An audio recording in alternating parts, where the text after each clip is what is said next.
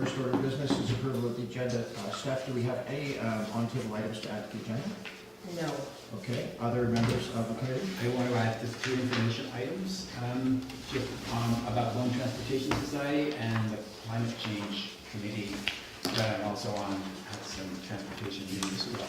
Did you want to add those as information items or as new business brief discussions? I guess, sorry, new business brief discussions or updates. Update 6.3. Sure, 6.3. Okay, but is this something that we've talked about before? I don't know. So I don't think it's an update. Yeah, it's updating on the, so we'll do update on the Ferry Advisory Committee, update on the Bowen Transportation Okay, Society, awesome, kind of perfect, okay. extending. So 6.3, we're going to add Bowen Island Transportation Society update, Yeah, and 6.4, climate change. climate emergency resolution. What is it? Yeah, I'll call it that. Is there a Just group? call it a climate resolution. Okay, climate. It's from the committee staff, So we'll call it ECAAC update, the because we're doing a Rare Tech update for That's next year, right? ECAAC update. ECAAC. Environment and Climate ECAAC? Action Committee. Environmental Yeah. action. Okay. Well, that's a good acronym. Yeah. Do we have time on the agenda for 2 minutes to talk about the meeting we had, was it last week, about possible support of the e-bike and Zoom with electric infrastructure? So Emma, you're going to be Yeah. covering that? Okay. As So a staff we'll- update, we'll have a discussion. Yeah, Yeah. perfect. Terrific, okay. So, we could get minutes in this and here. I'll take it. Okay, all right. Great, so then I guess, the resolution move to approve the agenda as modified. Moved, seconded, in favor, opposed, okay, carried. Great, okay, so then adoption of minutes is the next item. Yeah, Minutes. yeah, that was fine. Minutes reflect accurately the record of our last meeting on the 2nd of April. Okay, move to approve the minutes. David, second. Can I get a second of those? Ellie, seconds. All those in favor? Opposed? Carried. Moving right along. Okay, so public comments. Are there any public comments? Rodney, I have an ongoing situation. I live and work watching the ferry come and go. And I assume that your biggest concern is emptying and loading the ferry as fast as possible, or it should be, because that's the most dollar-wise, efficient thing that you can pick up. And without question, the largest, how do I say this, largest problem the ferry has whenever it's unloading, it unloads all the people first. And they half walks down one side and half walk down the other side of the street. Then they start unloading the ferry. Well, those people that have unloaded are at the corners now, and they're looking. Well, I think all the stores are on that side. I'm going to cross the street. As soon as they step in the crosswalk, the ferry stops unloading. And they'll walk across, and then the ferry will start again. And then the people on the other side will say, well, the information house is over here, let's go over there. And then it will stop during particularly a weekend, 5 times in one unloading session. And what I'm suggesting, and I've suggested it before, is you modify the crosswalks a little bit around the intersection, move them back from the initial corner. They've done that a little bit on that, they've taken it up the street as it goes around the curve. You know, they moved it away a little, that helps. Needs to do the same thing on the other one. But mainly, you need an electronic sign that whenever they put down the ramp, the guy flicks a button and the sign says, wait. Just a simple wait. And they all know that from downtown because they then will wait to cross the crosswalk. As soon as it's unloaded, it doesn't make any difference when they're loading, but unloading is the critical one. he clicks it on, and then people can cross the crosswalk. Simple solution, but the ferries say, well, that's up to the muni, and the muni say, well, that's up to the ferries. Okay, thank you for the comments. I believe David would like to Well, I address that. think there's a neighbor, we tried to, Emma, you'll have to help me here. We tried to do something like that where you had considered a sign, something, but I believe it's not, we can't. And it's because you can't interrupt cross traffic. Emma, can you explain? Is it the, which rule is it? This Provincial? was in response, we had a traffic engineer come in to do a review of that Yeah. intersection, Yeah. and this is in response to putting up not a controlled sign, but just a static sign that says "Do not cross" when ferry is unloading, which we got a lot of requests for. And apparently the traffic safety standards don't allow you to do that. You can't not allow a pedestrian to cross Yeah, unless it's a controlled crossing. with a light. Yes, meaning with a light that someone is controlling, that, controls the vehicle traffic. We did a pedestrian warrant analysis, which tells us if we have the volumes and the amount of conflict between pedestrians and vehicles to warrant a controlled traffic signal, and we're way below. Can I live there. I watch those people do the analysis in the winter. Tell me what month you did it. It was in May. It was May. All right, Might try have it been sometime in the summertime. Then your analysis or review might be good. I can see it. It was a waste of your money. Yeah, it's particularly expensive for Bowen because we don't have street lighting. Even the couple street lights I'm down not talking about street lighting, I'm just I'm talking just about a saying- simple sign. Yeah. for installing something that's a controlled traffic light signal, we would need to install all the infrastructure as well. No traffic lights, only pedestrian. Please wait. But there's no electricity there is the point. There's so much Oh, there is? electricity Oh, around okay. there. I thought that's what you were saying, there's no But just electricity. to clarify Emma's point, isn't there a point that you cannot put a pedestrian light unless you also have a green light for traffic? Yes. You can't control That's the pedestrians if issue. you're not also controlling. Controlled traffic. So there'd have to be a green light and an orange light and a red light there if you were gonna put a, Yes. walk and go. And And I think what Emma's saying is that the incidence that occurs in those peak times is not adequate to justify the cost to be borne by the public of putting that infrastructure in that has to comply with those provincial regulations.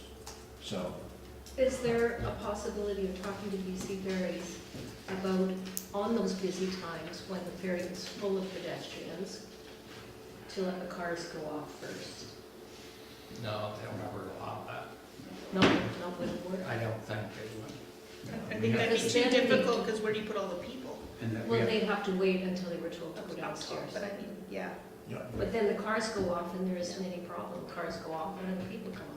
And then the choke point would be all the people going down the staircase to So Yeah. get off the ferry. I want to acknowledge yeah, the comment, and we will talk about it informally in the future. It's come up before. Yeah. It's frustrating for merchants, it's frustrating for residents, for everybody.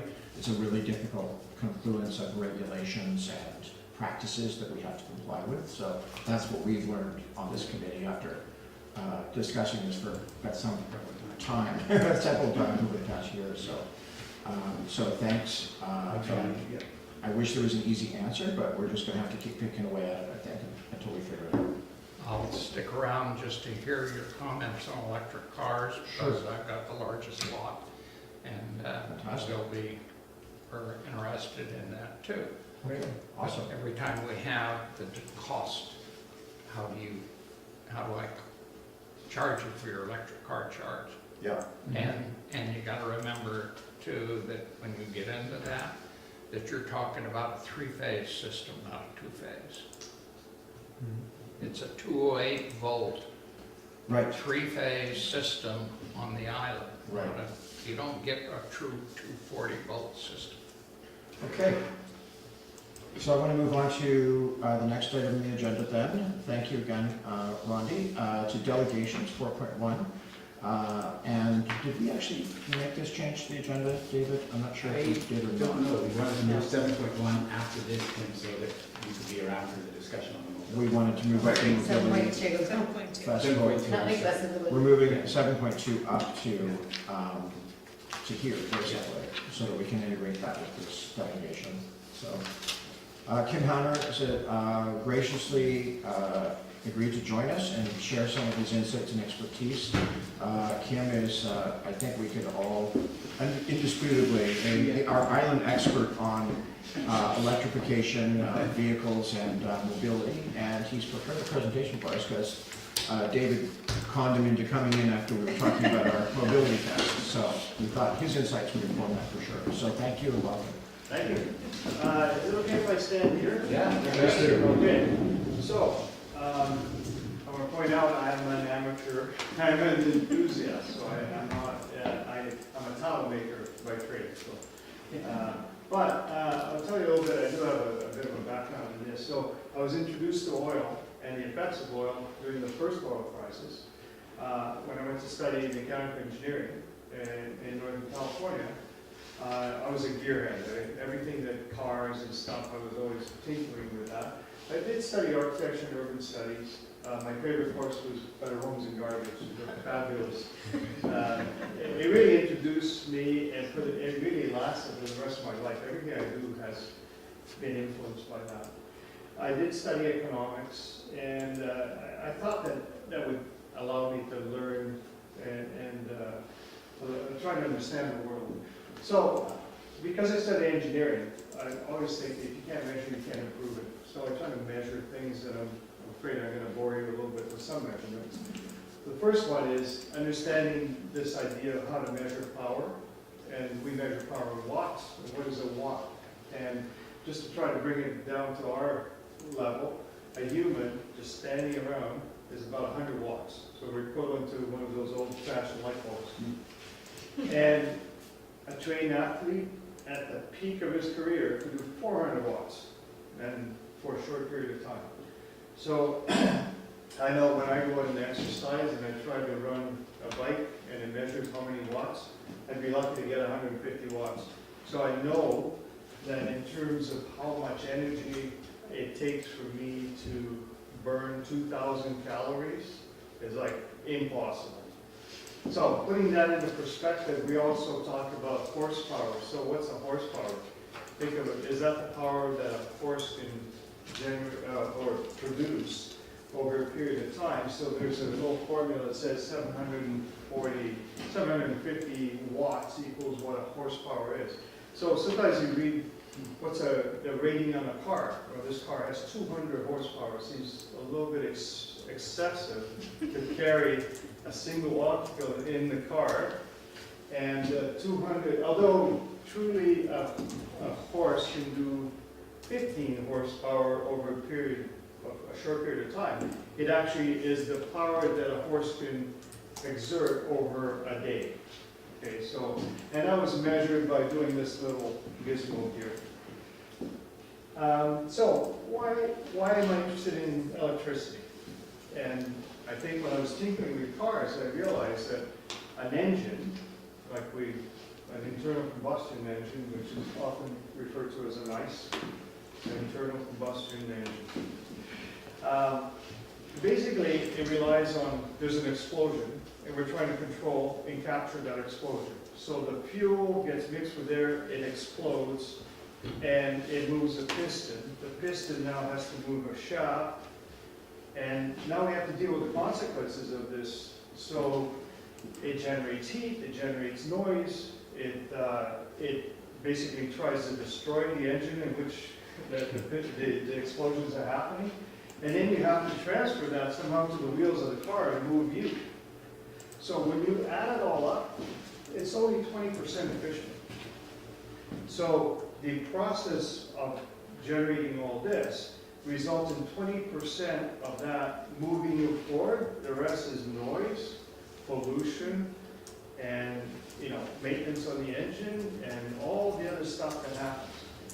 So when you look at an electric motor, basically you have a current that generates a magnetic field, and then you have a magnetic field that's generated by two magnets, and so those cause that shaft to turn. And when it turns, it basically turns the wheels. So the equivalent of putting your Ford at 98% efficiency. So right there I say, look, you gotta look at some, we become really good at making engines in large scale, but they don't make a lot of sense. So I don't care how we're gonna power the future. It just seems to me like if you're gonna use any form of energy, you should use the most efficient. And to me, an electric motor would be the best way of doing it. So, the cost of electricity versus gasoline. So, we have a Nissan Leaf, and the dash shows me it travels 6.1 kilometers per kilowatt hour. So, these kilowatt hours are the watts that I was talking about, that the person, the 100 watts, that's the energy for 1 hour. So, kilowatts is 1,000 times that, right? 1,000 watts. So that car has a 30 kilowatt battery. So it's a lot of energy stored in that battery. And it's equivalent, at 6.1, it's equivalent to 183 kilometer range. So it will travel 183 kilometers before it dies. And when I look at the hydro rates for putting energy into that battery, it's low. There's the tier 1, which is 8.3 cents. And then once you reach a certain level, you start paying 12.5, let's say. An average then is 10.35 cents. So to fill up that 30 kilowatts, then it's $3.20. So that is equivalent to $1.74 per 100 kilometers. So now we're comparing that to make it real. Let's say, how much does it cost for me? I live in Sealy Park, so it's 9 kilometers to go to the pole, 9 kilometers to go back. It costs me 31 cents to leave my house, come to the pole, and go back. So what does that cost when you have a gasoline engine?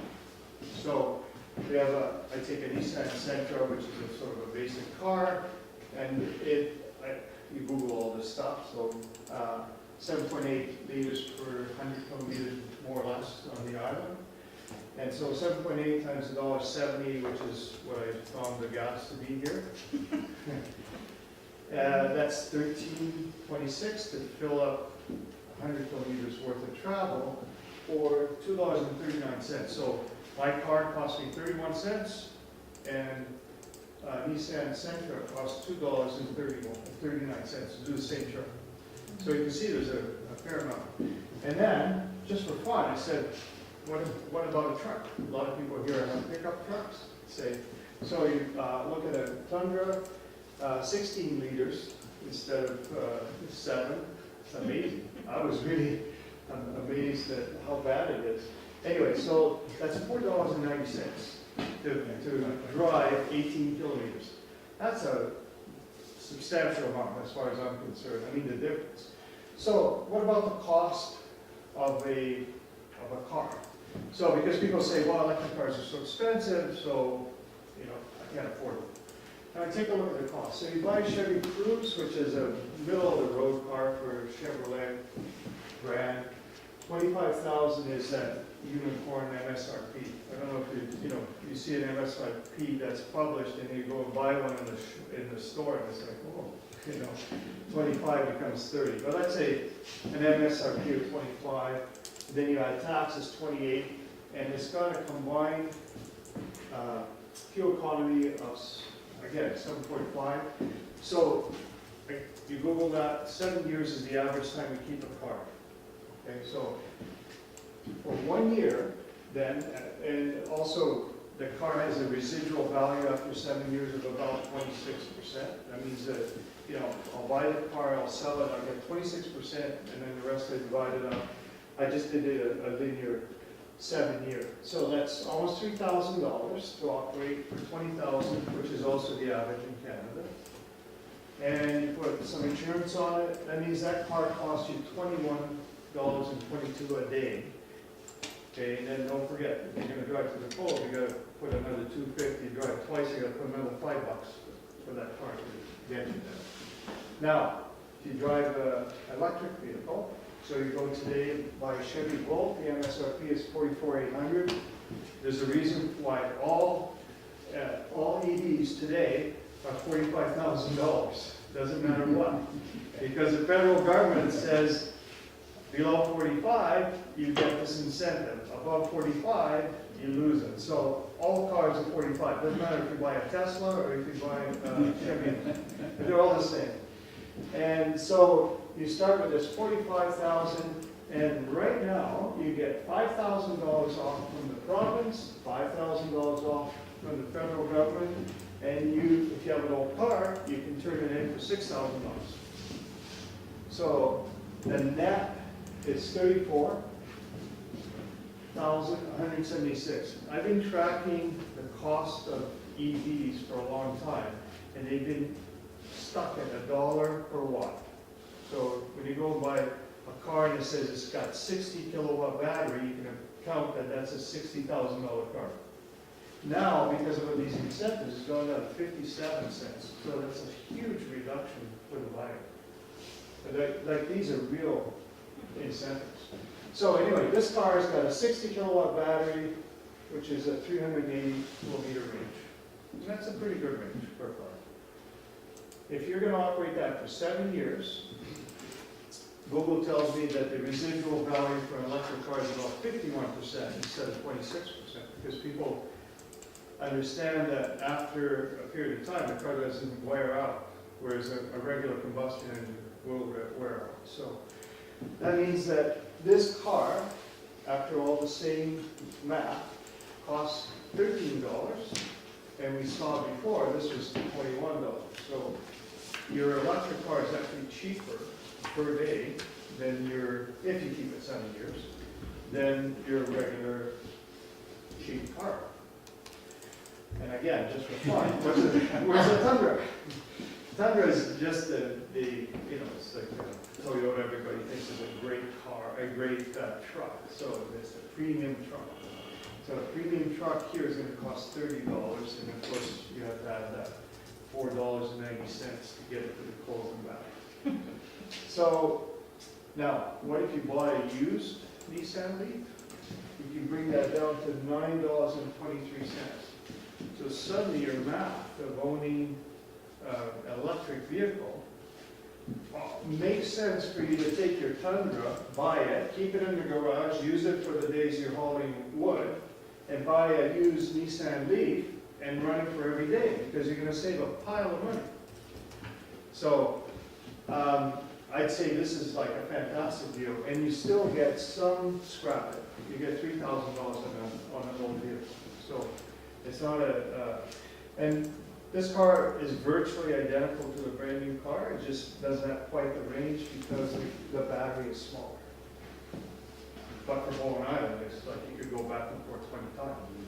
You could run a taxi on that for $9.23. And I happen to own one of those little limited speed vehicles. I don't know if you've seen it. It's a green thing that's got a funny face on it. It looks like a Insta. We talked about the other last meeting. Okay, so it's the only one on the island that I know of. I bought it secondhand here. It wasn't running, and it was something simple, so I fixed that up. But if you were to go buy a new one, it's $11,300. Seems like a lot for a limited speed vehicle.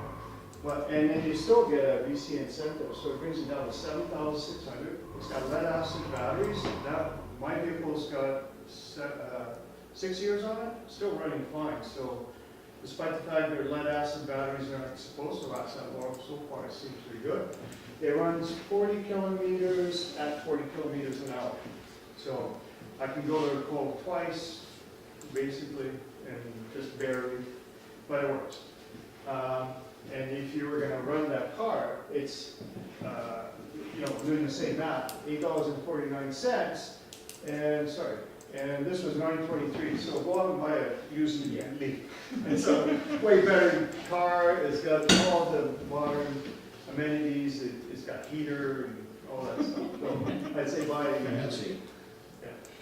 But I can tell you, it's the most fun you'll ever drive. That little golf cart is amazing.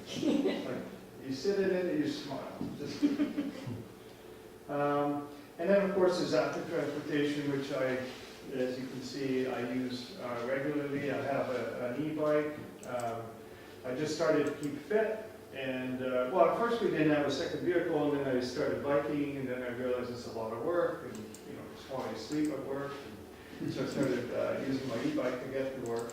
So I commute to Burnaby and back most of the time on my bicycle. The current bike I have has a 120 kilometer range and a 500 watt motor. So if you go back to the beginning of this presentation, 400 watts is what an elite athlete can do. I'm more than an elite athlete when I use my active transportation. Cost operate about $1.21 using kind of the same amount.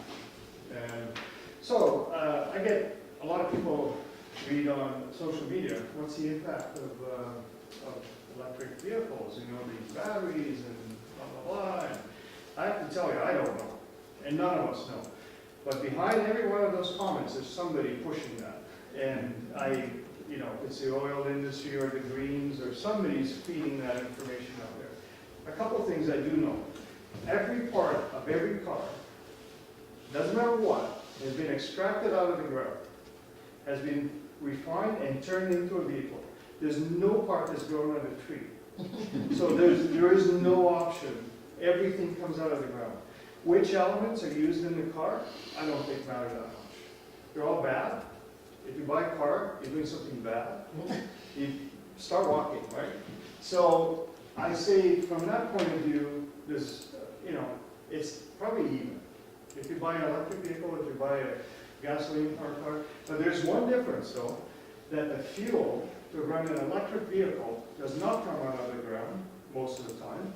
The fuel comes out of the ground to make a gasoline car. So for sure, there's a big difference right there. So the rest I can't tell you if the battery's going to be destroying the earth in 10 years or whatever it is. So even if you, which is not the case in BC because we have hydroelectric, but even if you don't agree and say, well, it's really bad because we're generating electricity by using coal-fired plants, whatever. Even those are way more efficient than you burning that gasoline in your car. So I don't think there's an argument to be made that an electric vehicle would be a worst-case scenario than the current cars. And then just a final note here. We have put solar panels in our house, and the solar panels now tie it all together. So our transportation costs are tied to our cost of living, which is heating and doing everything else. And so when you put it all together, if you had fears about your electric car costing a lot of money, if you offset the cost that you just spent on fuel, going to buy fuel at $1.70, and you look at it and you put the solar panels in the house, suddenly everything pays off really quickly. So if I was paying, if I had a Tundra and I was paying $600 a month, and suddenly I take $600 and I go and finance solar panels, and I buy an electric car and finance that, suddenly our bills just go way down. So I know we've only installed ours in October, and during the winter months, we could see, because we heat everything with electricity and we don't have any other source, so we could see our bills go to $800, $1,000 for 2 months. And this year, I don't think we paid, do you remember any more than 600? No, Yeah, the last bill was 200. And that's even in the winter months where we really haven't had any. And so, if anybody has questions, I mean, this is a transportation thing, so I'm not going to tell you about that, but there is a tie-in. But, essentially, hydro receives that energy, stores it for you, and you can use it any time, right? So there's no cost. So that's your battery. And the car now is fueled by this, partially fueled by that. Thank you very much. Any questions?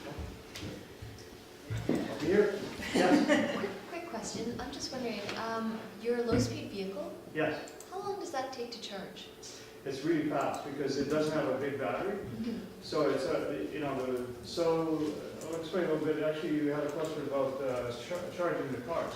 So cars all come with 3 types of chargers. 110 volts, you plug it into the wall. Typically they charge between 3,000 watts to 7,000 watts an hour. And then you can go to a level 2 charger, which brings it now to 240 volts, so that takes it half the time, a little bit more than half. And then the third one is a direct current. So, meaning one of the problems we have, the batteries have 2 poles, positive, negative, and our outlets are designed for alternating. So you got to convert that and bring it to the car and try to feed it into the right polarity into the car. So that takes some doing. And that charger is in the car. So your car limits the amount of power that's going in. When you go to a direct current, that big box that's sitting in the DC Hydro's put in, that one is now putting out direct current, so meaning it's already polarized, and it's going at a huge voltage, so an amperage, I should say. So amperage is how much is going through. So at home, my amperage is 50 amps or 40 amps, and at the direct, it's going to be 100, 120 amps, and now the next generation now is 400 amps. So you're going to see within a year or two, you're going to see charging your electric vehicle at the same rate in terms of time as a regular vehicle. You go in there, 5 minutes, 10 minutes. It's already like that. Like if I go to Horseshoe Bay and there's a charger there, and it's free for now, I plug it into my car. In 20 minutes, I get 80% of the car charged up. So in 5 minutes, I get enough that I can get to Burn. So it really doesn't take very long. Well, you made me feel very clever because I have an electric bike Oh. and a used Leaf. You've got the perfect combination. My question is, did you put one of those special charging stations in your home? I did. No, so I'd like to explain that a little bit. Yeah. So that the industry has made that sort of mythical, oh my God, we got a charging station. Actually, the charger, the controller for all that is in the car. It's built in the car. So all that is doing is a cable that brings 220 volts. Right. And in Europe, anybody works with 220. All the houses have 220. In Canada, we're not trusted. So we have a big fat cable and a relay that says it's okay to charge. Now it's okay to, so that box that you buy for $1,000, all it is a relay that turns it on and off. That's it. So it doesn't There's save nothing you in- any electricity at all? No. Rather than just like, No. I just plug mine into my regular plug, so Yeah. it doesn't, okay. Doesn't do a thing. So you feel like you spent money on something you didn't need? It's faster. It's faster, but it But if really you put does. your car out over it. That's right. So it really depends on your habits and how far you drive and so forth. So Kim, this was really awesome and fascinating bit of research. I want to just bring not the discussion to a close, maybe shift gears a little bit in that one of the reasons we wanted your perspective, and Tyler, just hold on 1 second, is that we were planning to do a day as a committee, sponsoring or co-sponsoring some kind of an event to raise awareness of options for electric mobility, either active transportation, electric bikes, electric vehicles. We talked about the low-speed option.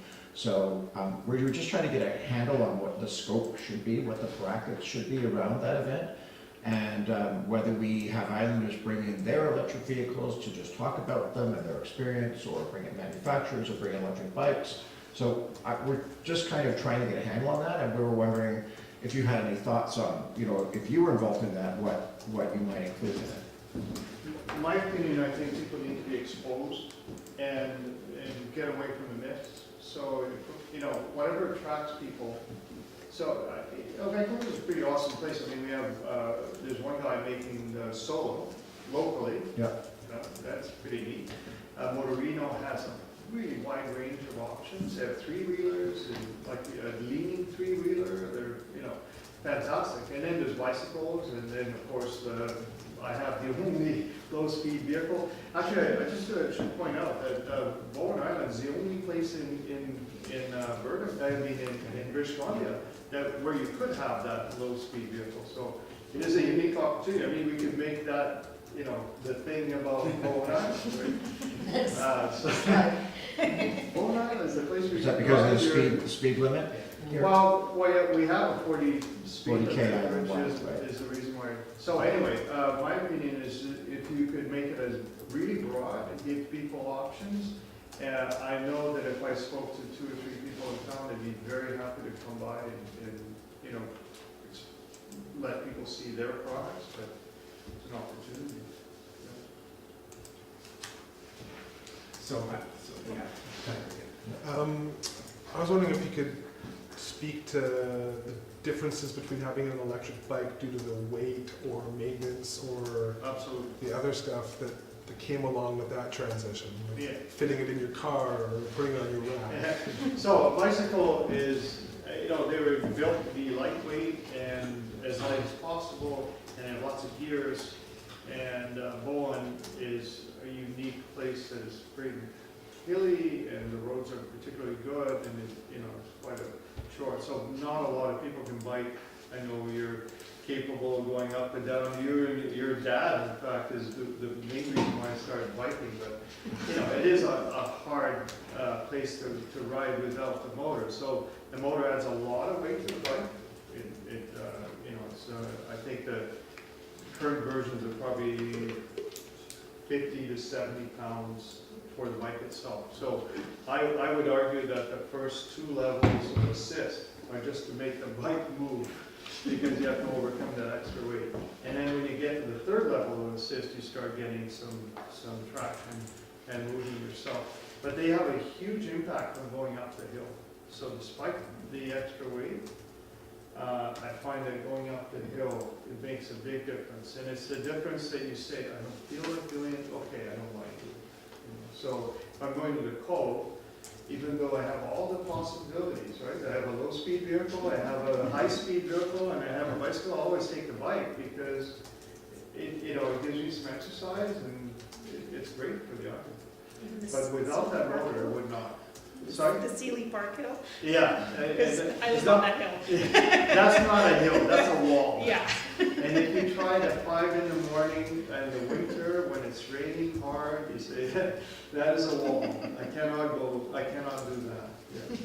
Cool. What about getting the bike onto bike racks? Does that work? Yeah, I don't have any problems. Oh, you mean like the bus? With a bus or a rooftop or? Impossible. You can't, unless Actually, it's in. The buses in West Van won't let you put an Yeah. electric bike on them, so. You can take the battery off, you can make it a little lighter, but you don't count on it, no. Yeah. Like the worst time I've ever had was running out of power. It's there's no vehicle worse than that. Happened to me last You week. get, yeah, pedaling that thing without the assist is like, you know. And then you're stuck, you can't get a ride on the bus, and calling my brother to please pick me up. Yeah, so. I'm just gonna add a little bit to Tyler's question. So I had what Tim recommended, the bike I get, and it was a truck of a bike. And I now have a different one that's much lighter, and I can get that on. Like, I had to bring the other bike home by putting it on the rack, because I was gonna break the rack. But my current one is much lighter, and if you took the battery off, it's just a heavy bike, not like probably 40 pounds, something like that. So it's entirely reasonable, and you can actually pedal it without power, and it's not great, but it's you know, it's just as if you're pulling something. It's not bad at all compared to the old bike. So 2 observations, I think. One is that the technology has improved a lot. So the density in the battery itself has improved so that you get a lot more. Like my first bike, I used to get maybe 30 kilometers, and the third one I get 120. In fact, 148 if I just pay attention to the thing. And I ride to and from Burnaby, which is a 52-kilometer ride, without having to recharge. So that is true. So that's a huge improvement over. And as far as the reliability, all the brands are in it now. So you have Shimano and Giant. So they're very good at warranting the product. So don't try with them. You'll never go back. Sure. Good. David, one other. No, I have a question about the exhibit A or whatever it is that we do. So you're suggesting we could go to, say, an e-bike company and and they'd come and bring a bunch of samples? Because I agree with you, to have people, you know, try it would be cool. Right. So we need somewhere where there was a space to try them We out, need that, yeah. or helmets or something, or I'm trying to like. imagine. Crippen Park would be great for, you know, Just the field, main field, like the the field, fest yeah, or you can have a little bit on the dock, or just to, you know, like maybe an exhibit of 2 or 3 cars at the dock, and then guide people in the park. Okay. Cool. If it was in conjunction with BowFest though, then we couldn't have the tryouts per se, but you could have people seeing things, you know, looking It'd at be a different static options. display if it was. Yeah, a but that's photo. better than nothing, you know, because seeing those options and seeing that kind of information that you presented, you know, I mean, that has a big effect, so. Or we could cordon off, like coordinate with BowFest to cordon off the corner, Okay. the Mobility Fest corner. Yeah. So I've talked to Henry Reisner, is the guy behind the Solo, the 3-wheel. He said he'd be interested in said absolutely, no problem. So, I don't know this. Can you describe what this is? I don't know what this is. Oh, Solo is it's a really weird. It's pretty weird. Yeah, so it's a single-seater vehicle. It has 3 wheels, and it's enclosed. Yeah. But, so the front looks like a regular car, and the back looks like an airplane. And the reason why it's shaped that way is because they go under motorcycle rules as opposed to cars, so you don't have the crash and all the other stuff. So, I think it costs $20,000. It's currently. It's a single seater. Single seater. And so from an economic point of view, you know, it's got a 100-mile range, I think is what they're hoping for. They're made in China. So the prototypes are made here, now the production is made in China, and they're going to bring in not to be sold in BC. He just told me that, because they're too slow to agree to them sell it. Okay. Any final questions? We have to move on, so we stay on with our agenda, but if not, thank you very much. Thank you. Thank you, Ken. Bye-bye. Okay, so then our next item is the action items from the April 2nd meeting. And you can find those in your package on page 8 of 11. And we have an action item going back to January, I guess. Emma, this is you. Yeah, guilty. Guilty. No. Still haven't gone down there with Public Works. It was postponed because of the snow. Oh, right, It's long okay. gone. Okay. But I haven't had a chance to. So that's, we don't need to continue that if that's a snow-related thing? Well, I don't know who brought it up initially, but there was a sign that was right in the middle of the path. I think it was the snow prevented you from going down, but the Yeah, item was to because identify the biking up sign. from the cove on the new bike path is interrupted by a Sign. couple Sign. signs, if not. Yeah, so I mean, I have noticed a power pole, Yeah. which we really cannot move, because Yeah. we could, but it's really expensive, and besides, has to approve. But I haven't identified any That's fine. specific sign. The sign that's lighted for the pedestrian crosswalk is in the way. So it's not the best sign to move, because I imagine there's lots of things under it, but. I think it's self-contained, it's Is it? solar Oh, powered. really? Okay, Yeah. that's a sign. That was one. But I will ask, the thing is, that's where they exit the path, so it widens up right after the sign. I tried to take a bike with a stroller trailer up the road a while ago, and there was not a chance I could stay on the bike path. Because of the lighted sign or the There pole? was a sign, I wasn't thinking about it at the time, but I definitely had to move out into traffic and take the road in order to get by. I think there's two. I think there's There's a two. wooden sign that might be a 30K or a park coming up or a school zone or whatever, and then the other one is the lighted sign. Okay. So I do think it's worth going down there Definitely, because with the new cones, it's fantastic, or the new signal markers, it's a great time to make sure that, as you know, the weather's awesome for biking. Mhm. It'd be a real shame if people were turned off because of that. Okay, so then it sounds like we need to keep this ongoing and give them a chance to assess the situation and see if there's a opportunity to make any mitigation. Okay. The next item, read Appendix C of the Transportation Plan and bring ideas regarding recommending to council that an an accessibility committee be struck. So that's an agenda item. It's agenda. That's an agenda item, okay? So we'll get to that later. Next item, information posted on the website regarding the legality of low-speed electric vehicles. According to Kim, our expert, they are legal.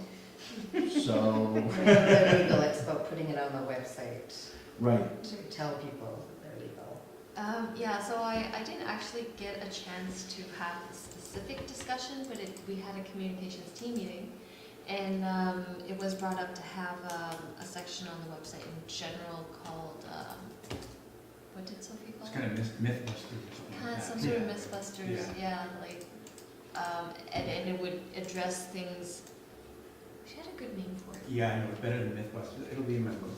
Yeah, so anyways, this did come up, I brought it up and I was like, this would be a perfect place to have information, because we're getting a lot of varied accounts from the community, like you must do this, you can't do this, like you can't try okay, these things. great.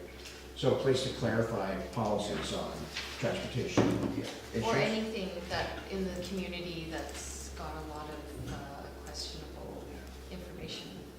So do you want to leave this on the actions list to report back if it makes it to the Mythbusters, or Well, Sophie's just so busy. she's sort of be a while? I don't know if it's something she's put on her list, and if she were to do it, it would go in there. I can try to follow up, but it really depends on her time. Maybe around the time of Mobility Fest, it might be That would be a good gentle time. time to Yeah, ask.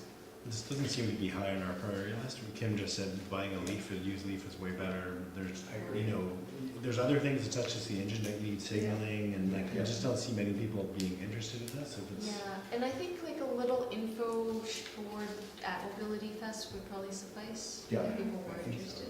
yeah. I agree. Okay, so let's nix that. Okay, and then the next item I'm not clear on, Steph. It's essentially about the Blair Redlin report, which is on the agenda, So, yeah, that's an agenda right? item. So we're Yeah. okay with that. Let's keep going then. And then we had some individuals that had, some committee members that had signed up to do some reporting, some research on Mobility Fest, and we didn't get to that in our conversation with Kim. I'm wondering if we should still keep that on the agenda to go through those. So let's bump that, because that's covered as well. And then long-term actions, should we go through these? Future meeting, discuss formation of an accessibility committee, sorry. It's not that long term anymore. Not that long-term anymore, happening on the agenda. Set numbers of students to BC Ferries in May, it's now May. Scott? yeah, I'm happy to do that. Can you do that? Is there anyone specific that I should send it to? I'm in contact with the captain once in a while, but Well, through, maybe this should come up on our agenda for the Ferry Advisory Committee, because that would be an obvious place to do that, and you would meet Darren at that meeting, and he would probably be the contact to send it to. okay. Sorry, I think I wasn't here when this was put on, but what was the purpose? I think just to gauge how many students might be traveling next year. Just so they know. Yeah. Give them an early heads up on what the passenger volume would look like They're moving for on. September, Right. October. And they probably want to know how many Bowen students are graduating, Exactly. whatever the difference is there. Okay, great, so we'll move that to the FAC meeting, the FAC meeting. And, Do you remember that, or you won't remember that? I'm sorry, Steph? Will you remember that, or do you need to note it in the action item format? I think we can remember that, with David's help. Not a good idea. Sorry. Okay, and that's a wrap for action items. Bring us next to number 6, updates. We've got two updates here. Or now? 4 now, exactly. And and starting with Emma, who's gonna give us an update on the fine work that she's been undertaking. I did prepare a presentation this week, this meeting. The staff report, I think, hopefully everyone read it, but I'll cover it really quickly. Big thing is budgets have been approved. Yay! Half of our work plan was on hold because we're waiting for these late budget approvals.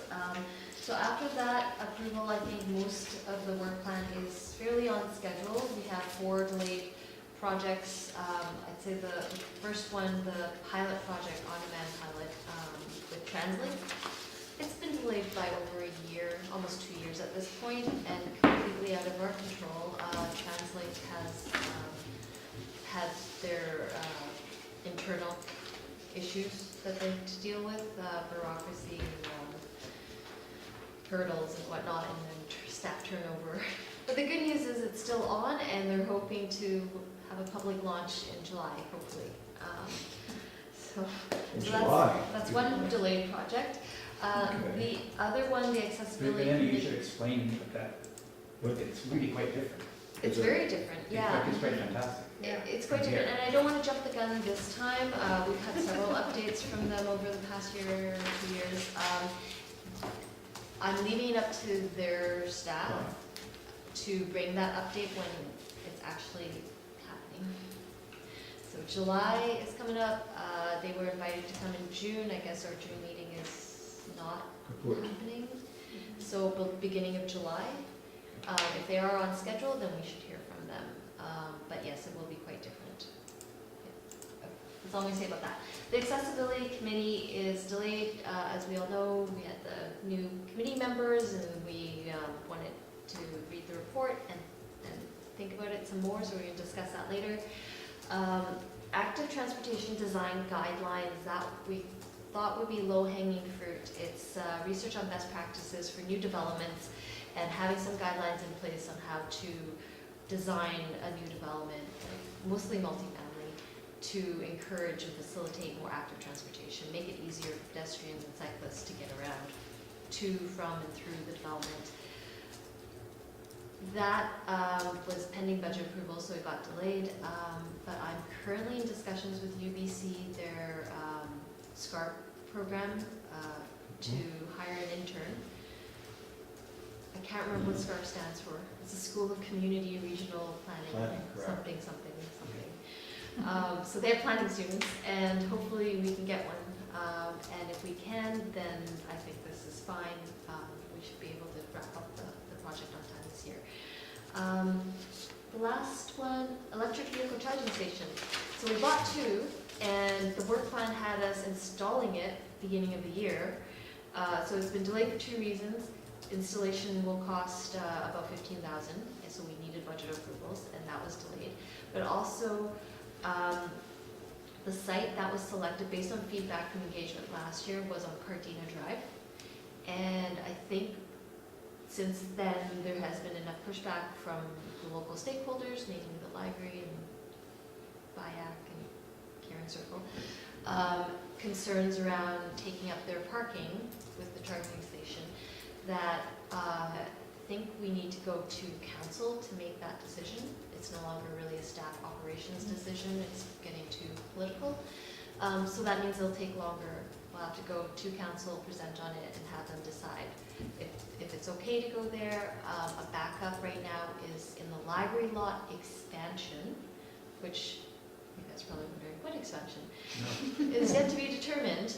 So if it does get shuffled over to this expansion, it'll be further delayed until the details of the expansion are finalized. So that's the electric vehicle charging station, and why it's delayed. Why does it cost $15,000? Yeah. The amount of electrical capacity, right now, the only place to pull it off would be the library, which is pretty much at capacity with the Cove Commons edition. So we can't pull off of it, we'd have to put in a new service. With the charging stations and the way the electric cars have evolved in the last couple of years, what is the vision for the charging station? Like, with the cars that are being sold right now, I kind of envision the main use being, hey, I came to Bowen as a tourist, I drove around too long, and now I'm worried that I'm not going to make it home in Vancouver. It would be great if I could top up somewhere before I head home. In which case, the proximity to the ferry or prime spots might not be necessary for that person. Like it might be just anywhere, walking distance to something to do. Like if it was here, they could walk to Artisan Square and spend some time. Like I just mean off the municipal buildings. Because if we put it in a prime ferry parking spot, we're going to get complaints. And then also you get into electric car charging politics, which like everyone who has one, you wouldn't believe what goes on around electric car charging stations right now. What is it? Well, Electric road rage, yeah. like charging rage. Oh, I got here first. So Why have you been there for so long? the issue is that with an electric car, you can charge it at home for almost everybody if you own your own house. So when you're driving, the only time you really need one is when you're on an extended trip that you need to further your range. However, all of these spots have been put in, and it's so cheap to offer free charging, and it's also was, I believe, against the law to resell hydro until very recently, that nobody's charging for electric charging. It doesn't cost you anything to use a public station in 90% of the installations. So people take these prime spots and plug in for the novelty, for the parking spot, for whatever reason, even if your car is 99% full and you're only driving 2 more kilometers till you get home. So all of this stuff is currently being developed as kind of human ethics, but Which you cannot rely on. it's taking some time. So I think that for everyone who's got an electric car on Bowen, they won't need the charging spot in the cove. I agree with you No, I completely. agree with Having you an as electric car, I would never use it. I've plugged. I think this was discussed before, Yeah. and yeah, totally. Everything you said is, I think, really valid. It's intended to serve visitors on their extended trips, but it was also intended to raise the profile of electric vehicles, having seeing it every day, and giving it a prominent spot so that you know that there's an incentive to it. The charging stations we bought have the capability of being networked. It's just a matter if we want to pay for it or not. This means that there is a cost to the user to hook up in real time, and they also have a lock on there. So you are locked on, people can't unhook you, which some people do, but also you are paying the whole time you are in that spot. I mean, not a lot, but you are. So there is that option to help with some of that. So I want to bring this back to sort of what the next step is then. So that staff is now going to report back to council on the status of this project, and council is going to decide whether to continue with the current location despite the politics, or relocate it to a future parking lot development that may be 2 or more years away. Yes. Have I got that right? Yes. Okay. And Can this committee send a resolution to council on this, given this information? Is there interest in doing so? Might be too early. Your point about people who own a home and a parking spot in front of their home is an interesting one. Thinking of, there are places on parts of Bowen where people don't have a parking spot right in front of their home. I wonder about relocating it near Village, is it Village Square, just opposite the pub kind of thing, because there's more people who are living in apartments in that location and might actually benefit from it more. I don't know. Yeah, my first thought is that if there's an installation budget hurdle and we have 2 charging points sitting there, like if we could just attach one to this building so there is something on island for people with an electric car that they know they can go to, and even if they have to park it and waste an hour to get enough to get on the ferry, then at least there's something on the island that they know they can use. Yeah. don't we have that? Wasn't this building identified as a Yeah. place? One of the- Sue Ellen. Yeah. Yeah, this place has been, I did. Yeah. It was on the Yeah. short list of For places. a level 1. Yeah. Except for, this isn't always going to be the, where the council is, right? But for right now, Where- until where the the- decision is made where to put these. then- But I assume this is like a charge point unit or something similar, like a small It level would be 2. charged for it or flow. It's with probably. Flow. Yeah, flow unit. So is it a wall mount or is it a standalone tower We got the pedestal. pedestal?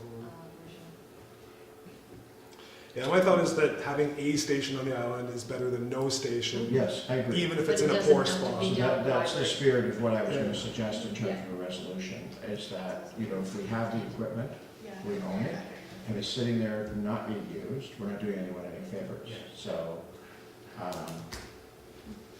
However, how do we, I mean, the trouble is, $15,000. you can't have it go to council to say, hey, everybody, we want one, and then Yeah. council figures out where to put it. No. It has to have a recommendation. that's It right, has to have a recommendation, and I don't think we're prepared, like, we've had ideas about where it could go. right. Maybe, Emma, you have some ideas based on this conversation? or- So one of the other things I wanted to talk about is what municipal facilities can support charging stations in general, like for the Zoom comments when they were talking about trying to charge their bikes at remote fire halls and whatnot. Can we ask staff to make that information available to us? We What can't municipal ask local? staff to do anything. But staff can tell you right now, there are not a lot of municipal assets that could Right. support a charging station. Right, So we're looking at the library, so it's library municipal. here or fire halls. Yeah, You mean the Yeah, I fire know. hall extension, this number 2? I was thinking number 2 and the new one. The new one is a little, we don't know if that will be done. Yeah.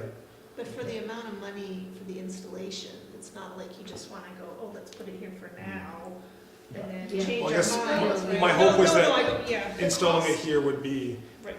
much cheaper, Yes. less so if it's a pedestal unit, I Yes. imagine. The but- cost of installation depends on the site. Yeah. Yeah. I haven't looked at the municipal site. I don't Right. know if it, So- if it can support one.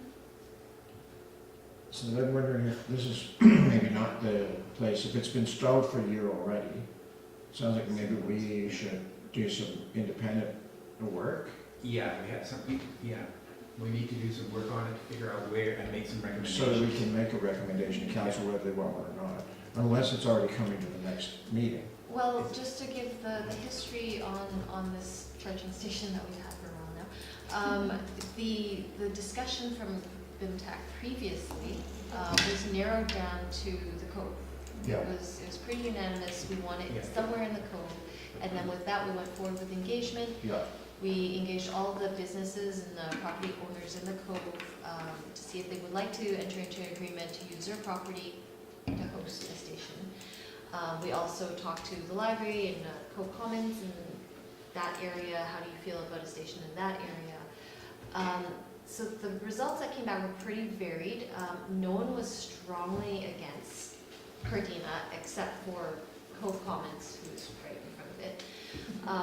But then the other suggestions were not from the property owners, but they were suggesting private properties such as the Renison lot by the baseball field. Mhm. Not our property, we Yeah. can put it there, and they were not interested in No. allowing us to put one there. Another one was the general store. General store does not want us to put one there. So the Space there, feedback from the isn't it? engagement wasn't too constructive, other than it was agreed there, we should have one down there. As far as public space to put one, it is Cardina. Because we have the Ferry marshalling lane along the trunk road, we can't really stick anything along there. What about, What did Rondy just say? Yeah, Rondy mentioned one in his line. I think he's concerned about people just plugging into his outlets, okay, because he's a paid lot already. was there any discussion with him about having? Yes, he was asked. Yeah, And and he came to the engagement. Yeah. He said no. What about near the school? Yeah. It's a good idea. Out of the school, but then, The school has a very constrained parking Yes. situation as Also well. not our property. No. But I mean, Not municipal property.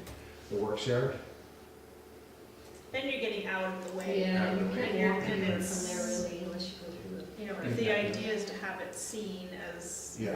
And also have the people, go to the businesses when Yeah. waiting. Mhm. well, I'm sort of stumped. About the resolution. The best place would be where the new community center is going, but If the recommendation said the boulevard, and it said the gas station and public works yard Oh, was another one included on this list. But that was kind of like the municipal, it would be a secondary location. It might be nice to get the secondary one if the primary is not happening and it's. Well, I don't know. Yeah. I have it on my schedule to bring it to not this coming meeting next week, but the one after that. I was gonna send in a I report. think if it was there, it wouldn't get used. I don't think it'll get used anyway. Yeah. Yeah, it's kind of just for show. Visibility. Yeah. Visibility. But I think, like, when I say it won't get used, just because it won't get used doesn't mean it's not encouraging Yeah. people with electric cars to come to the island as tourists. Because I think that range anxiety is a real thing. That's And right. if you eliminate that, people might come here, drive around and say, oh, well, I And don't that's the actually kind need to use it, but I felt better having it. And that's the kind of visitor we want to encourage, because it doesn't create. But I really pollution. appreciate your comment Yeah. that like it doesn't need to take up valuable real estate right beside the ferry. Yeah, it's Maybe that just Well, the real estate's valuable The because sewer. it's high visibility, The though. sewer, sorry. I would just say the real estate is valuable because it's high visibility, and visibility is, what we're trying to What about that? accomplish. Does the municipality own any of that land down by this sewage treatment area? the right of way. We own the right of way, but we don't really want to stick a tourist right in front of the sewage line. But across from Village Square, beside, just down the street from the pub, that's our long-term parking. I think it's a 72-hour parking there. The overflow lot, Yeah. lot on Village Drive. No, that's private. Just on the right of way. It's Oh. gravel. It's Oh, just right. gravel. Oh, Right, that, right. yeah, that would be not a bad place, because then you've got It's out of the Village way, but Square. then still close enough. Yeah, And There's electricity there. we could pull off that. It'll definitely require, I think, some service installation. then you could just have a bunch of those little e-charging signs or whatever pointing to it. Well, your phone tells you where they are. Oh, Yeah. is that it? Awesome. I could include that in the report to council. Well, if your phone tells you where they are, then how visible do they have to be? Yeah, why? It's for people that don't already have We the don't app. have the app. Yeah, okay, well, Yeah, I'm gonna recommend that Emma thinks about it a bit more and comes up with a report for us, okay, So, based on the discussion we I had. think that's an For excellent. us or for would council? you, But it's just making it for council. I was going to send this off to council You- since we're so behind schedule already, but if BIMTAC would like, I could bring the report back to BIMTAC. Well, I just don't want to delay it. Yeah, go to Because council. we're like Yeah, 2 go to council. months away. Do you want to send it around by email? By email for comments? Sure. I can do that. Okay. That's good. Good, we have an action item. Okay. Whew. There's a lot, so I think that was worthwhile. Yeah. All right, so, I'm Were we still- done? Still updating, sorry. Yeah. We're still doing more One stuff. discussion item. I want to hear about the innovation. Yeah, that was cool. Innovation, oh, yeah, we discussed that one. So I was just covering all the late projects, why they were late, but Mhm. other than that, everything else is swinging along, it's great. The multi-use path is out for tender. There is personal concern, I guess. I don't know what the bids are gonna be like.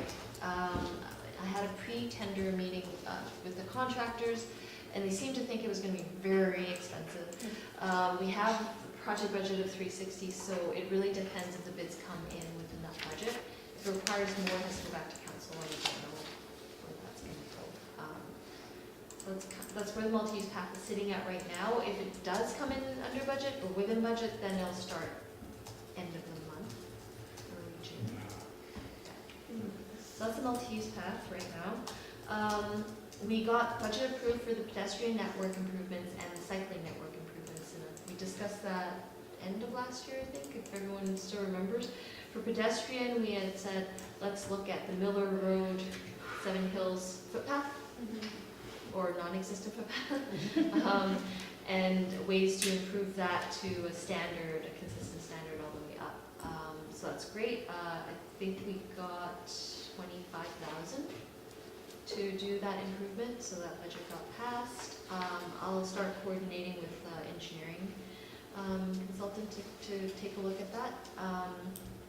Then the cycling improvement was safety signage. So I've talked with Public Works about that. Have to inventory what we have. If not, we'll have to order more signage. But I was wondering, I can't remember, did we identify locations, specific locations that were a concern? So So this is like share the road kind of Share the road signage signage. to remind drivers, We, maybe cyclists on the road. Is that proven to help? According to Bob, Superintendent of Public Works, he seems to think it does. We don't have any actual data. well, we did identify Adams Road where there's kind of a blind, there's just an elevation gain, so if there's a cyclist at the top of that little elevation gain and a driver below, they wouldn't be able to necessarily see the cyclist. In my mind as a cyclist, I think there should be at least one sign, at least coming off the ferry, that the roads aren't just for cars, they're for cyclists. And, You know, I've wondered, I got close past the last time I rode on, it was completely unnecessary. Like, it's a Sunday afternoon, there's one car coming towards me and one passing, and rather than adjust their speed at all, they chose to pass at the exact same time all three of us coexisted on the road, to the point where I could have touched the car without even, like, just moving my elbow and I would have contacted the car. And part of me thought maybe it's my fault because I'm riding so tight to the side, because I'm just used to that from West Vancouver. And part of me thought maybe the driver has no idea how much space they should leave a cyclist. And the best signage, I think, would be before hills and tight areas, reminding drivers that it would be okay to even come to a stop if they had to before they make that pass. Because, yeah? I agree with you, but how do you do that in a very simple sign? Well, I think if there was a safe, like if we have to buy signs, Share there must be a and narrow spots or I something. mean, Or I like cycle almost every 1 day meter- and I almost get hit every day. 1 It's meter risky. safe passing distance suggestion, because it's not a Wants to say rule. something. It is actually, I think it's in the motor vehicle act. it is. Right, Yes. which nobody's read. But nobody. Is it brand new? Sorry, when I, Yeah, order please.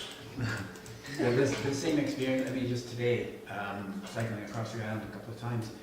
And some cars, you're going up blind hills, and some cars wait behind you. Sometimes I try to look ahead, and if I see there's something coming, I go to the middle of the road, so they can't do it. I do that actually in West Van as well. But others, and often it's Bowen trucks. Like, it's not tourists, it's a Bowen truck driver. They maybe they've pickup trucks. Maybe they've never ridden a bike in their life, or they're just unaware. I think some people wait, some just don't. They're just not aware. They just go right beside you, even when their car's coming, and on blind hills. And so I think like signs, I'd like to, maybe they work, but we need an Suggest- education program of some sort. I don't know what it would be like. I would not recommend installing more signs. I don't think they actually would make any demonstrable difference. I don't think the drivers who went by me would have noticed the Would sign. have seen the signs or understood or Didn't changed see any me. aspect of the behavior, so. I thought perhaps of doing something in the undercurrent about driving etiquette with bicycles. Yeah. And not everybody would read it, obviously, but it would See draw it. attention to the whole issue, because I Right, think it's more DC. for people riding bikes. Isn't And there a it's- presentation coming to the island about safety and bikes or There's something happening this Saturday from Hub Cycling. It's hub? providing a family cycling course. But it's defensive techniques for riders, not educating I don't know, riders. like, yeah, I guess so. It can be defensive riding, but it's about just safe cycling and riding as a family. And Illy, we're doing Bike to School Week in May 27th, or whatever, the end of the last week of May. Emma is going to be printing these flyers that we're going to be handing out in the ferry lineup, just about watch out for more cyclists next week. Here's what we're doing. Here's what you can do to support Bike to School / work. So we're gonna do that with student council. Illy did, I don't know if you want to do it again, but an undercurrent submission, you did that a couple of See, I think that would be more Did you do effective that? than bring a sign. A parent did an undercurrent, just talking about watch out for more cyclists. So I think it's a good opportunity to just share, watch out for more people on the Yeah. road, and leave early this week, and just Yeah. it's only a week, so it's not super habit changing. But I have to say I strongly disagree about the signs. I know whether it makes a difference or not. As someone who might stand up for myself in terms of talking to someone, if like when I was bike racing in the city, I would sometimes follow cars and comment and say, you turn left right in front of me. You may not have seen me, but this happened. And when there's signs, it kind of gives you, it feels like you're not the only person. It doesn't feel like you're talking as a person. It feels like you're talking as, on behalf of what is safe on the island. So it's not a lot, but just even as a cyclist, I find that would be important, whether it changes someone's behavior or not. It shows the roads were built for cars, but they're used by cars, and they need to be used by more bikes. Well, and All right. I think that also, you know, we're a very car-centric island, and when we start to allow for other modes of transportation, people will have to change. It will just have to happen, but I think in the meantime, you do need at least something, like one sign somewhere coming off the ferry or whatever, saying, because there's one thing that we didn't touch on at that talk, is that people are talking about e-bikes and this and that. We have no shoulders. We have no place to go if a car takes you off, and so we need some way to, you know, that's our reality we're dealing with now. I think, like, I find Last comments. that when I'm on the road and there is a painted bike lane, even if it offers no physical protection, cars give me more space. And I think it helps the driver see where their road position should be, to just center themselves between the lines. And I just wonder if, rather than more of the same, more share the road signs, if a smaller section of example on the island as you're leaving the coves, just a bit of road with a 1 meter is a safe passing zone, this is what 1 meter looks like, would help bring awareness for that issue. I would hope, but I think it's going to be one more thing that people won't see. Yeah. Yeah. It might be. Hope. We're in the Are right you- direction with our cross-island pathway Are to you- safely Are separate. you still looking for a place to put this sign? Is that firm? Well, yes, that's why I'm bringing up for discussion. Right. The budget got passed, we got $5,000 to do some cycling improvements, and this is not the behavior side, so not education and promotion, it's for the hard For infrastructure. infrastructure, so that's a sign. Yeah, well, not necessarily. In the transportation plan, under this initiative, there's proposed bike routes marked out over the island, and some examples of improvements listed include like sharrows, so pavement markings on the pavement with a bike share the road kind of markings. It could be more signage, it could be more bicycle parking. It's like hard infrastructure. So when we had this discussion to finalize the work plan last year, it was decided that we would use this money this year on safety signage. Yeah. We don't have to. The budget was approved for cycling improvements. Why can't we just use it to add to the Cross Island path? Well, that has its own budget, but this is, the Cross Island path is one small part of the island. The cycling network that we would like to build out would cover the rest of the island. I agree with that. Yeah, so how can we make it safer outside of the multi-use path kind of thing? So Sharrow's before the Seven Hills. We're gonna have to, you have more updates, I Emma? do, Okay. I do, but, We're gonna have to move on, I'm afraid, or just. I could put this one on hold. I feel like TAC wants to think about this a bit more. Why don't before we Scott and spend I, money. because we have maybe the most interest in signs, pick a map and pick a couple of points that we suggest, and we'll do it offline before the next Sure. meeting. Excellent, okay. Everyone's good with that, yeah? Done. And Delegated. if you want to reference the transportation plan, the proposed cycling routes already in there. We're talking about 2 signs, 4 signs? Well, $5,000, I would estimate that would get you at least a dozen signs, Oh, depending on the type. Signs are usually, with installation, a couple hundred. Okay. So, and there's, I think there are signs for that safe passing distance, like Yeah. standard ones. Next, moving on. Thank you. We had the Transportation Innovation Meeting, is kind of the name I gave it, but that was for our element B1 to support alternative options on Bowen, and fortunately you weren't able to make it, James. Yeah, sorry. Work thing came up, but we did have attendance from Tyler, David, and Illy. Excellent. As well as representatives for the Bowen Island Transportation Society. We had a mom and her teenage son they're really interested in e-bike sharing. Zoom, scooter rentals / possibly e-bike rentals now. And we also had some off-island guests translate with their new mobility for the on-demand pilot and moto car sharing. The van pool, Bowen Island van pool was also there. So I felt like it was a good diverse group, good discussion. We didn't get any solid action items coming out of it, so that's why I'm bringing it for discussion. You wanted to talk about the e-bike sharing side of it. I had one note about, I think it came from Zoom. How do we improve our electric charging infrastructure, be it for vehicles or e-bikes or e-scooters, like our electric charging infrastructure across the island to help facilitate a shift to more electric options. So I just wanted to bring that for discussion. If there is any actions to move forward, that's part of why we had this meeting. Gotcha. Well, so my interpretation of Zoom's charging issue was that they want, so they've, if you're not aware, they seem to have no longer have space to run their previous business model in the Cove. They feel like they're exhausting those options, so now they're looking at renting potentially e-bikes.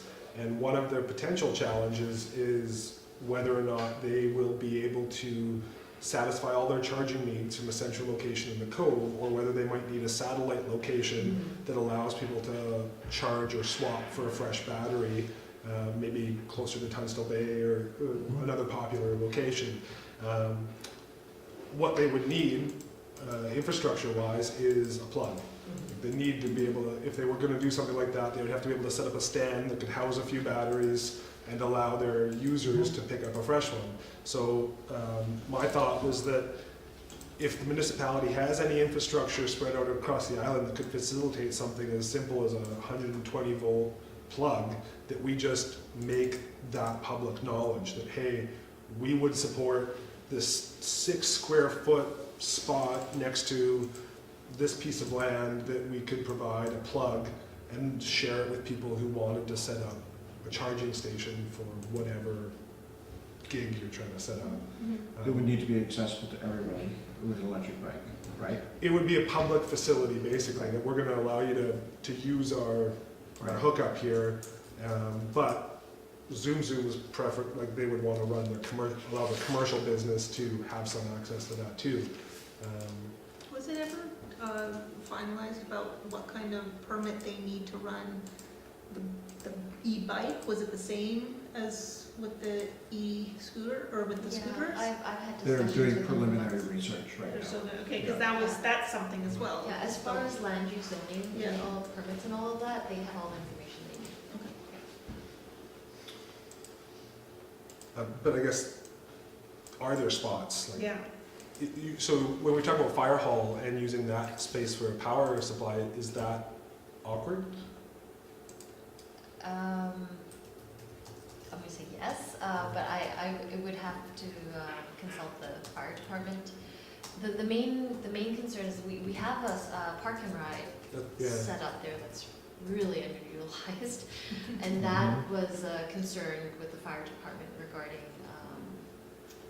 conflicts with the emergency vehicles going in and out.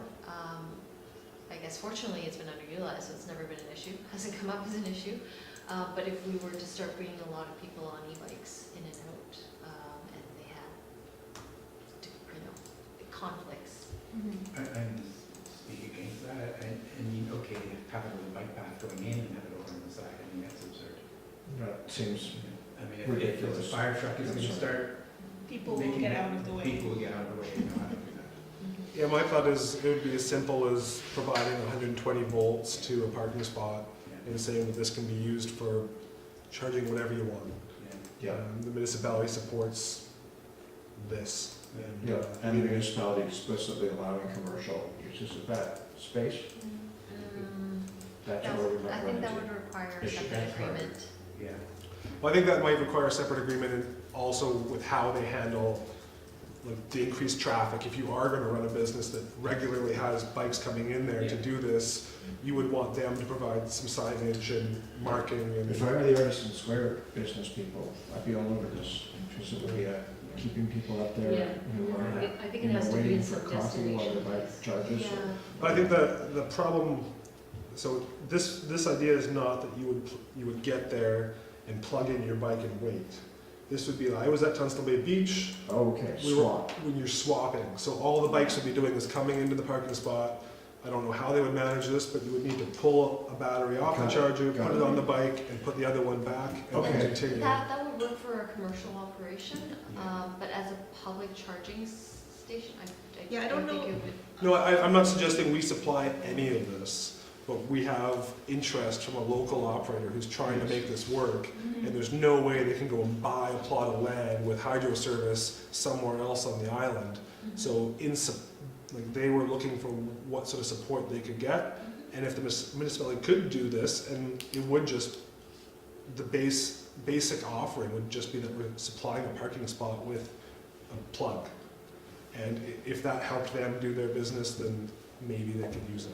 Okay. But would it be better to stay away from it being a public spot as opposed to, or I'm does not that not? Clear on what they're looking for.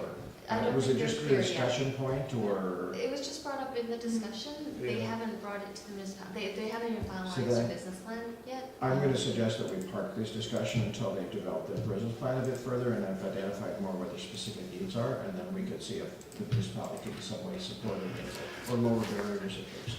So, does that sound okay? Okay, so no other ideas for the alternative options coming out of the meeting? I'm gonna add one that came out of that was interesting, is that Zoom was talking about, renting for tourists, and, everybody was thinking, well, that's cool. But what about e-bikes for people who are commuting and so on? And really interesting idea is that, tourists are generally there during the day and then they go home. And if you could book a bike with your phone, you're a commuter, you book a bike with your phone, you pick one up at the end of the day, you take it home, plug it in, take it back in the next morning, and it's ready there for tourists. So you could use some sort of phone booking mechanism to combine a tourism business and a biking home No, business. you can have a discounted rate for doing the charging at home. Yeah. Yeah. You would charge it. Yeah, you check, Well, you you still, can't do then it those. would be, you'd have a little bit, it would be used a tiny Interesting. bit to come back, but you'd have to have two batteries for every bike anyway. The business. Oh, I look forward to hearing about how they figure out that model and Yeah. start testing it, Yeah. and prototyping it. Well, that came because you had more people there than just Zoom, and there was, Yeah, so there were people who were sharing ideas, and going, hey, what Yeah. about this? that's And, great. and Moto and Moving was the transit consultant, that's what they specialize in, is shared mobility. Yeah. So it was a good discussion. Great.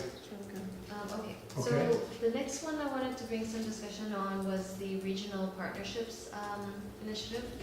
And I've contacted quite a large list, I think it was in the previous report, the regional partners. So everyone from Metro Vancouver down Howe Sound and Sunshine Coast. And there's interest, so I've tentatively told everyone something in the fall. And I just want everyone to think about it. How would you like to see this? I'm thinking a venue in Horseshoe Bay would probably be more accessible for Mhm. everyone, unless you want to make it more of a forum on the island. I don't know. Yeah, so topics to discuss for regional connections, like regional partnerships, and how, like, the format and things like that. It's still early, but I need a little bit of direction because I'll probably want to send out invitations over the summer. Okay, so that's an action item, this, members of the committee can provide any ideas to Emma, as the regional, what would you call them? Regional partnerships. Regional Partnerships Transportation Initiative Yeah. starts to take shape. Okay? And then the last thing here, I think, is the commuter parking. We said we would revisit this in June because we'll have different transportation patterns in June. And I'm hoping for some volunteers like last time. Sure. Through the month. Yeah. What does it entail? It entails going out to our commuter lot, the gravel one off of Miller Road. And I guess we added the senior one too, off Seniors Road. And counting how many cars are parked there. And I think last time one person covered 3 days in a That's week. right. Yeah, you did Tuesday, Wednesday, Thursday. Tuesday, Wednesday, Thursday, Tuesday, Wednesday, at 7:30 or 8 in the morning. in the Yeah. morning, consistent time. Is it just for June? Is it just 1 month or? Well, each person took a week, so roughly Okay. about a month. All right. Yeah. I can a week again. I'm happy to. Can I make one suggestion? I know a lot of us did it on our way into work or the ferry, and I heard anecdotally, because I said, yeah, the lots weren't actually that full. And I said this to a number of people, 3 or 4 people. I said, really? Because when I came in at 10 and they walked down to the library, they walked to the ferry, whatever, they said the lots were full by that point. I don't know if anybody has any flexibility to do it later in the day, but I do. Yeah. it might be I worth do, just doing it yeah. at 10. Because every time I go by, those lots are full. That's what every I thought single too, time. but not when we did this time. Because I don't leave first thing in the morning when I go. Yeah. That would be interesting. I mean, should we have one person at the 8:30 time and one person at the 10 time to see the difference? Or? Peak demand. Yeah, Most peak demand, newer so lots 10. is usually by 8, 9 is full, but I guess I'm going, we have a slightly later commute. Island time. Yeah, exactly. Yeah, so I'll send out, again, the form and just brief instructions and reminding each person their week. Is there any preference? Last time I think we kind of divvied based on your availability through June. I'll take week 1. We'll take I me can't to. do. I'm gone sometime in June. Are you saying like, oh, pick a week Yeah. Tuesday, Wednesday, Thursday. of Of which the week? 8th, whichever. Did So you say I said I'll week do one? week 1. Okay, I'll do week 2. You do week 2? I'd prefer to do week 2 just because I get busier and busier as Can you June do goes that? on. Well, I'm gone from the, Why don't you do week 1 and I'll do Okay. week 3? It only, I'm happy to do it. Yeah, It takes I've 5 gone minutes, in it's not a week big 3. thing, but. So You do week 1. Just, I'll do it. Okay. Tuesday, so you'll send stuff Tuesday, out. Wednesday, Thursday. And you'll Tuesday, do- Thursday, just sign us Tuesday, all up Wednesday, for Thursday. whatever. Good. all right, well, I'll start with that, and then if there's any problems, let me know. Okay. I think that was it. School travel planning, just did some classroom workshops on all 3 schools, VIX, IDLC, and IPS. I think we got some really good information. Kids are really sharp, and honestly, like, yeah, it is very much in line with our transportation plan. A lot of the safety issues, we want to be able to walk around better, and too many fast cars and not enough trails. So we're gonna put together all the findings in an action plan. I say we, our consultant, Urban Systems, over the summer, and we are on schedule to do some sort of promotional thing. So we're going to be, I guess, helping out with the Bike to School week, promotional flyers, and hopefully get them printed out for next week. Actually, I don't know which It's day the week it is, but- before, back to school week, which is 27th to 31st, so the week of the 22nd. Just obviously give me anything that needs to go on the ferry or on the notice Actually, that'd be board or on the great, thing. too. Yeah, Yeah. just That was, cool, I think that's it. Oh, and an update, a Vision Zero seed funding grant that I had mentioned before. We applied for speed reduction, which we're supposed to start next year. We just got approved. We applied for the minimum 5,000 and we actually got approved for the maximum 10,000. wow. Yeah, which is great. We did a really rough tally. It looks like we'll need at least 20-something signs, speed signs, for enforcement. And that will cost about 10,000. So that's going to cover that, and we'll probably get started later in the summer. That's the update. Cool. Okay, awesome. So thank you for that. I'm just trying to find my list of FAC members. Here it is. There's Okay. something to say about the Yes, I thought you might actually. So I'm going to, okay, so now we're moving on to 6.2, Ferry Advisory Committee update. I'm going to offer this. Not too much to share, except on May 23rd, we're going to have a planning meeting of the FAC, sorry. And then the formal meeting on May 28th with BC Ferries. Location still to be determined, but we have the time as 5:30 to 8.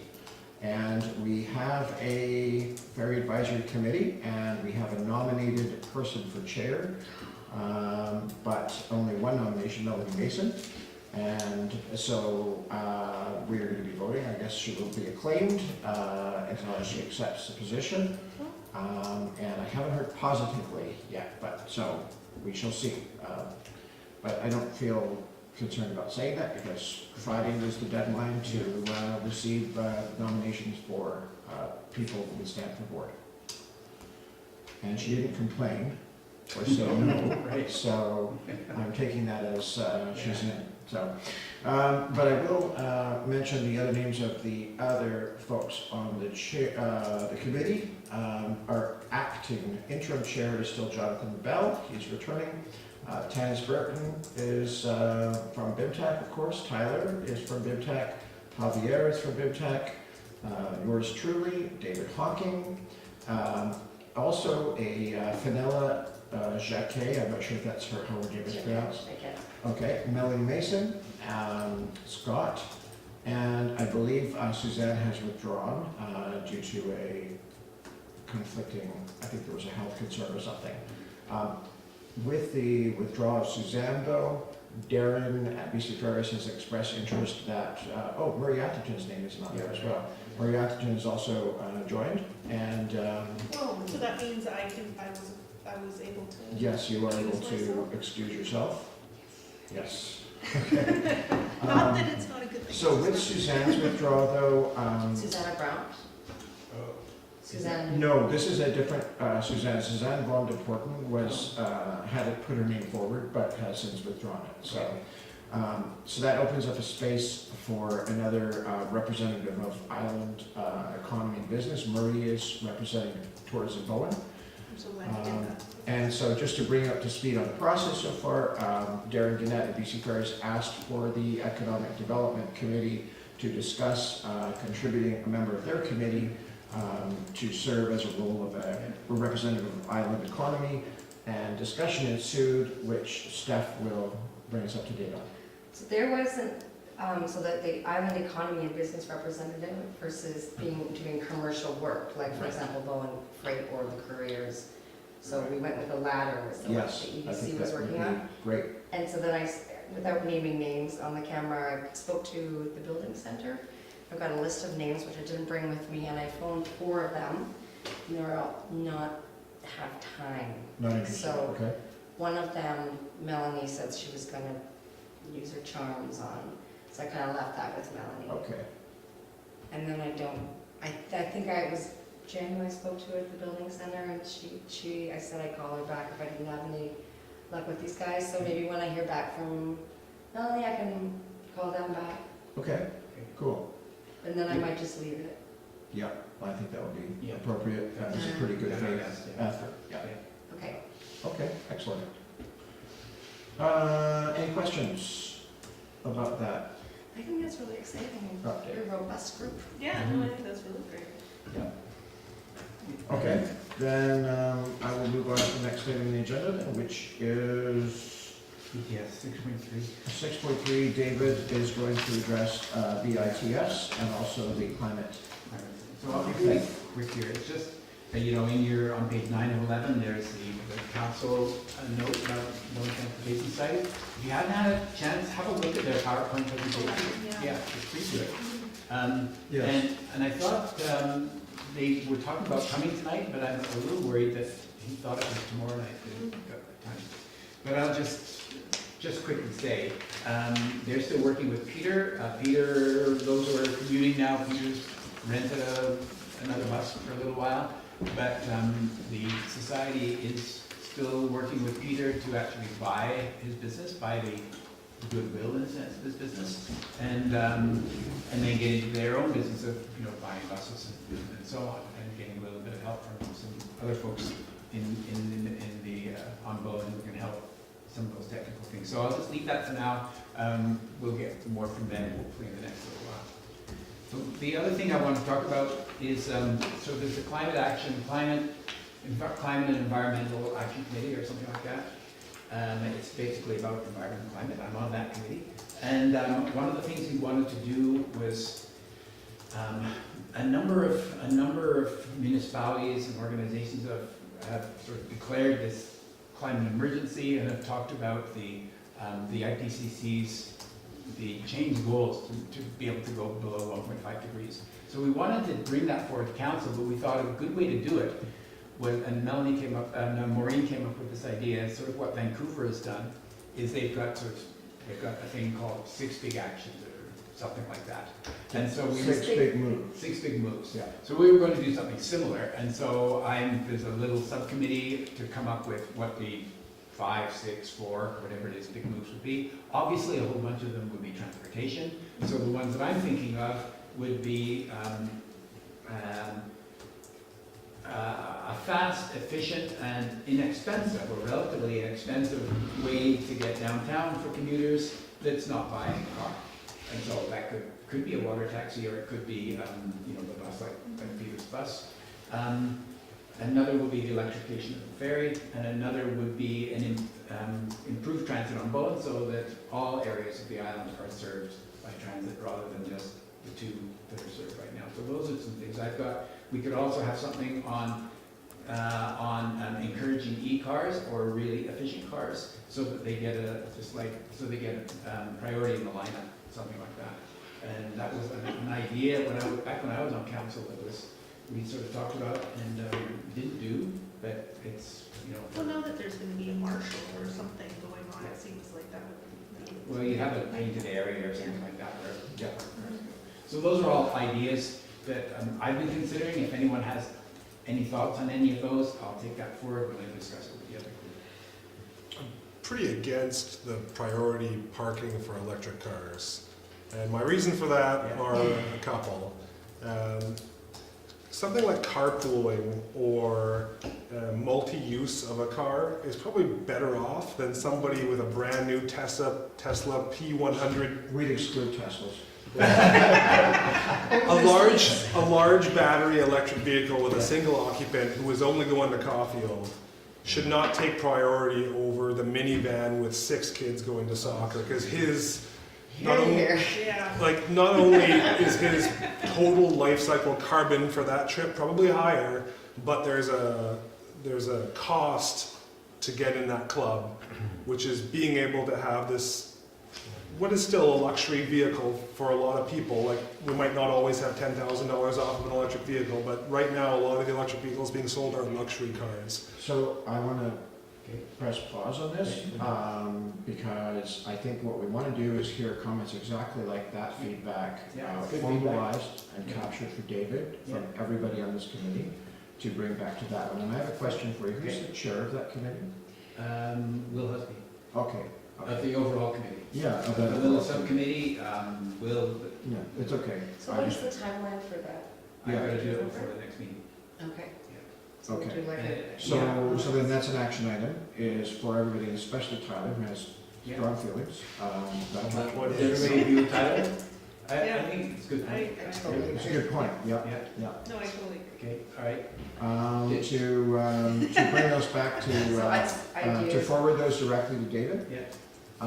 as soon as possible, so you can include those in the next, at that feedback in the next meeting. Yeah. So it's gonna be an informal process. but Yeah, good time informal, to- and then it'll be a Okay. discussion at the next ECAAC meeting, which is. I might attend that as a member of the public. Sure, that'd be good. Yeah, okay. You want it short or you want an essay? Just points.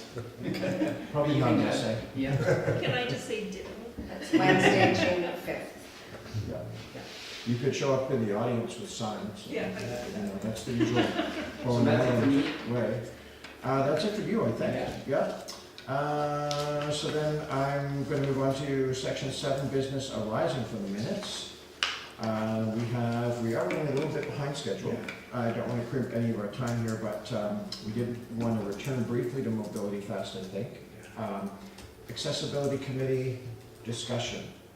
Does anybody remind me what this was? Because I thought we were just going to send a recommendation back.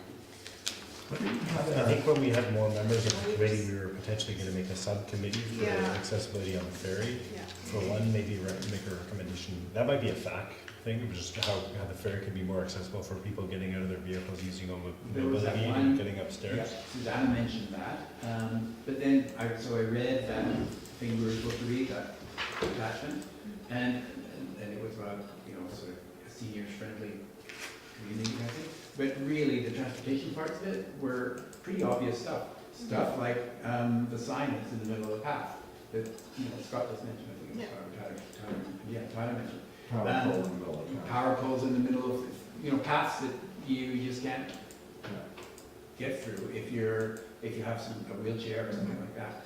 And so it would be, I think it could be a little subcommittee that would just go and kind of cruise around, have a look at stuff, and make some recommendations. But I'm not. I seem to recall there was a professional assessment done. Emma, does this ring any bells with you? Well, Of age? I think that's the report that David is Yeah. referring to. Okay, so they have done that, basically. From what I recall from the last meeting, we postponed the recommendation for council to strike an accessibility committee because everyone wanted time to review the report to see if it was a lot more than transportation or if it should be a Thank you. subcommittee of TAC. Narrow. Oh, I'm sorry, that's right. It Yeah. would be more than transportation, Yeah. so that's a different matter. I seem to recall that it felt like it was out of scope for, Oh, it's out of, like, the Yeah. transportation part, when I was looking at the report, I think it had 8, 10 recommendations, something like that. The first 2 were transportation, everything else was something else. Yeah. Yeah, and to just give a background, when we were doing the transportation plan, a lot of accessibility issues kept coming up with the Yeah. ferry, with the walking and cycling and Yeah. all that stuff, all ages and abilities, not just seniors. Yeah.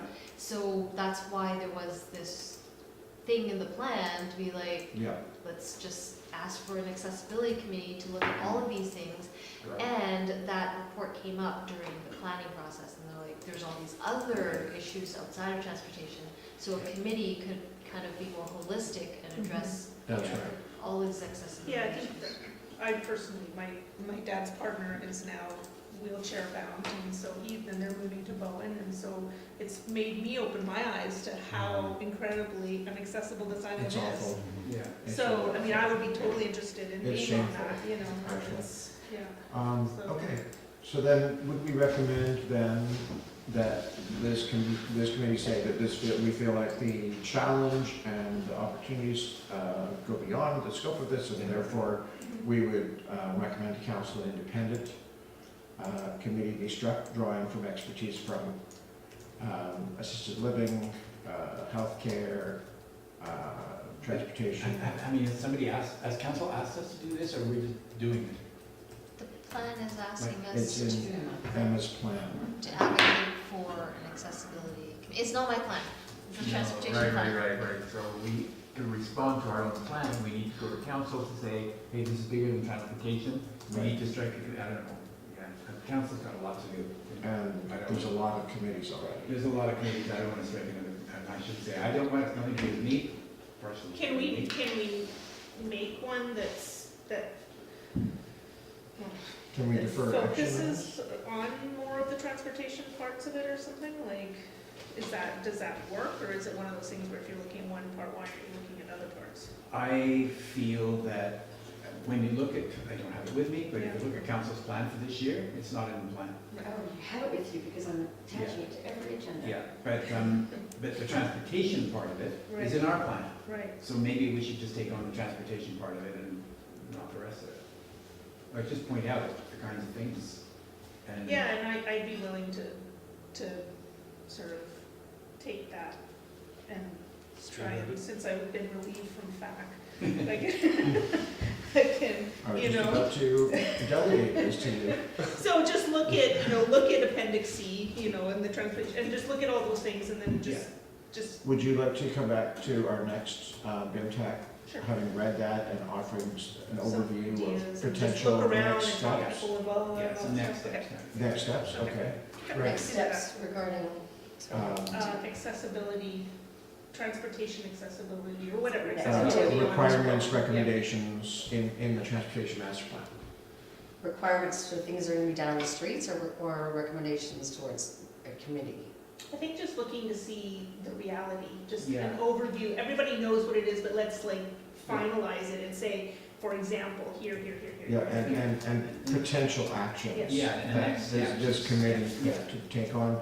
So essentially, Illy, if you just go into the transportation plan, I Mhm. forget the section for C, accessibility committee. Appendix C. That's the report. Oh, I see. But the actual element in the plan, Oh, okay. it will have a pretty, succinct, this is the Yeah. purpose of Right. the committee, and Oh, I these see, are things- okay. Yeah. And it'll have some step-by-step I kind might, of can I things ask that you you can. questions? Sorry? Can I ask you questions by email if we need to? Yeah. Yeah, that's what I'm here for, right? Okay. Okay. You're just asking her for information. No, Okay. I mean, just in case, I don't know. All right, great, thank you. So that was productive. Next is, we had Mobility Fest, we mostly discussed earlier. I feel like we're kind of at a point with this, though, we need to chat a little bit more, because we need to kind of lock it down a little bit more. We had individual members of this committee that had agreed to do some homework. I don't know if anybody had a chance to pursue that. Did you see? Yeah, I did, I Googled it, right? I Googled Okay. mobility That's tests in the world. good. And, you know, just quickly, That's good. they're not here. They're in Germany, Yeah. they're in Detroit. Detroit has got a huge one. The Netherlands. LA has this LA Commotion Yeah. coming up in November this year for 2 days, and they're big mobility fests, and they're got lots of people What demonstrating. happens at them? They're festivals, like, they've got all sorts, they bring school kids in to teach them about different ways to get Okay. around, you know, it's got a huge they've got huge education components. Some are like the one in Berlin is actually in a couple of weeks, and it's like, they've got amazing things, they've got personal helicopters, drones that can fly you to where you wanna go. So really high-tech stuff, but they're all represented by car companies that create electric vehicles and scooters and electric bikes. I mean, they've got the gamut of different ways of getting yourself, and new technology in terms of transporting, like, stuff. I mean, Yeah, we live in a freight and transport of freight-based cultures now with, you know, so much online shopping and whatnot. Well, they've got trucks now that can take lots of boxes that are operated economically. And then there's this Eco-Mobility World Congress, which is really interesting to read about. And it's an alliance that has now 23 cities involved worldwide. But Canada's none from Canada. No cities are from Canada, only 2 in the States. So there's lots of information out there, and what I did is I just dragged a bunch of websites and put them into an email, and I can send it out to the community. You can look at it if you're interested in all these different types of mobility fests, but they are huge. I They're have a not just little suggestion. Bowen mobility fests. I feel like the summer is creeping up on us very, very fast. Yeah. And I think that we need to actually task a subcommittee to develop recommendations by the time we have the next FinCAC wall, July, right? So we need to get cracking if we want to have this attached to BoFest, do it somewhere else, and choose a date, lock down a location. Like, there's a lot of logistics and thinking that need to happen. So is anybody interested in serving on such a subcommittee, given our other commitments? It's a busy month. Busy month. It is a busy month.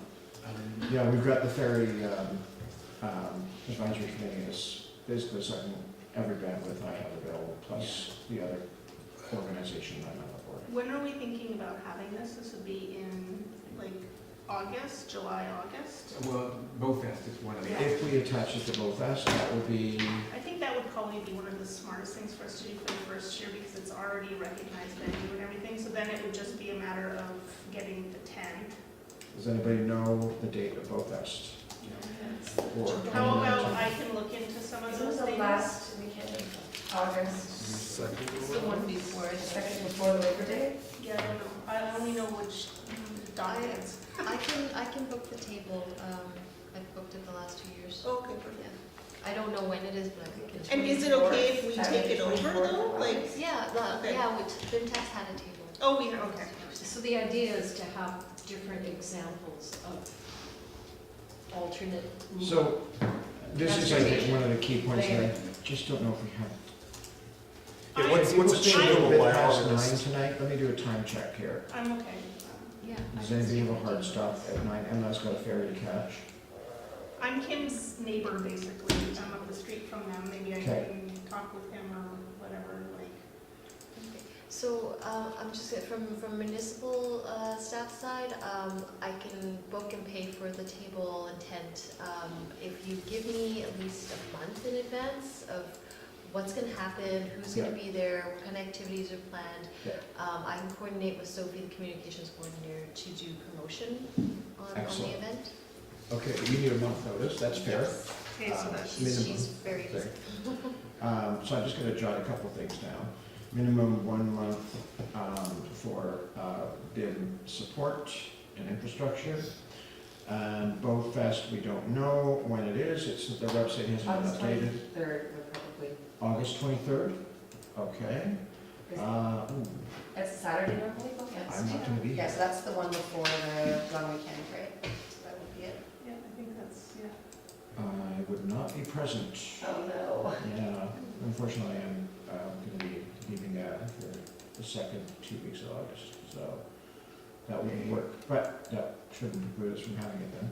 There are other opportunities, so farmers markets, even, I think those are just gonna be so much more, until we do one and figure out how it works and everything, like we should just, I feel that there needs to be some actual demo aspect to We've it. never A had static display is not gonna be an effective And, mobility fest. and I think incentives like group discounts on like e-bike buys, that came up at the alternative transportation meeting.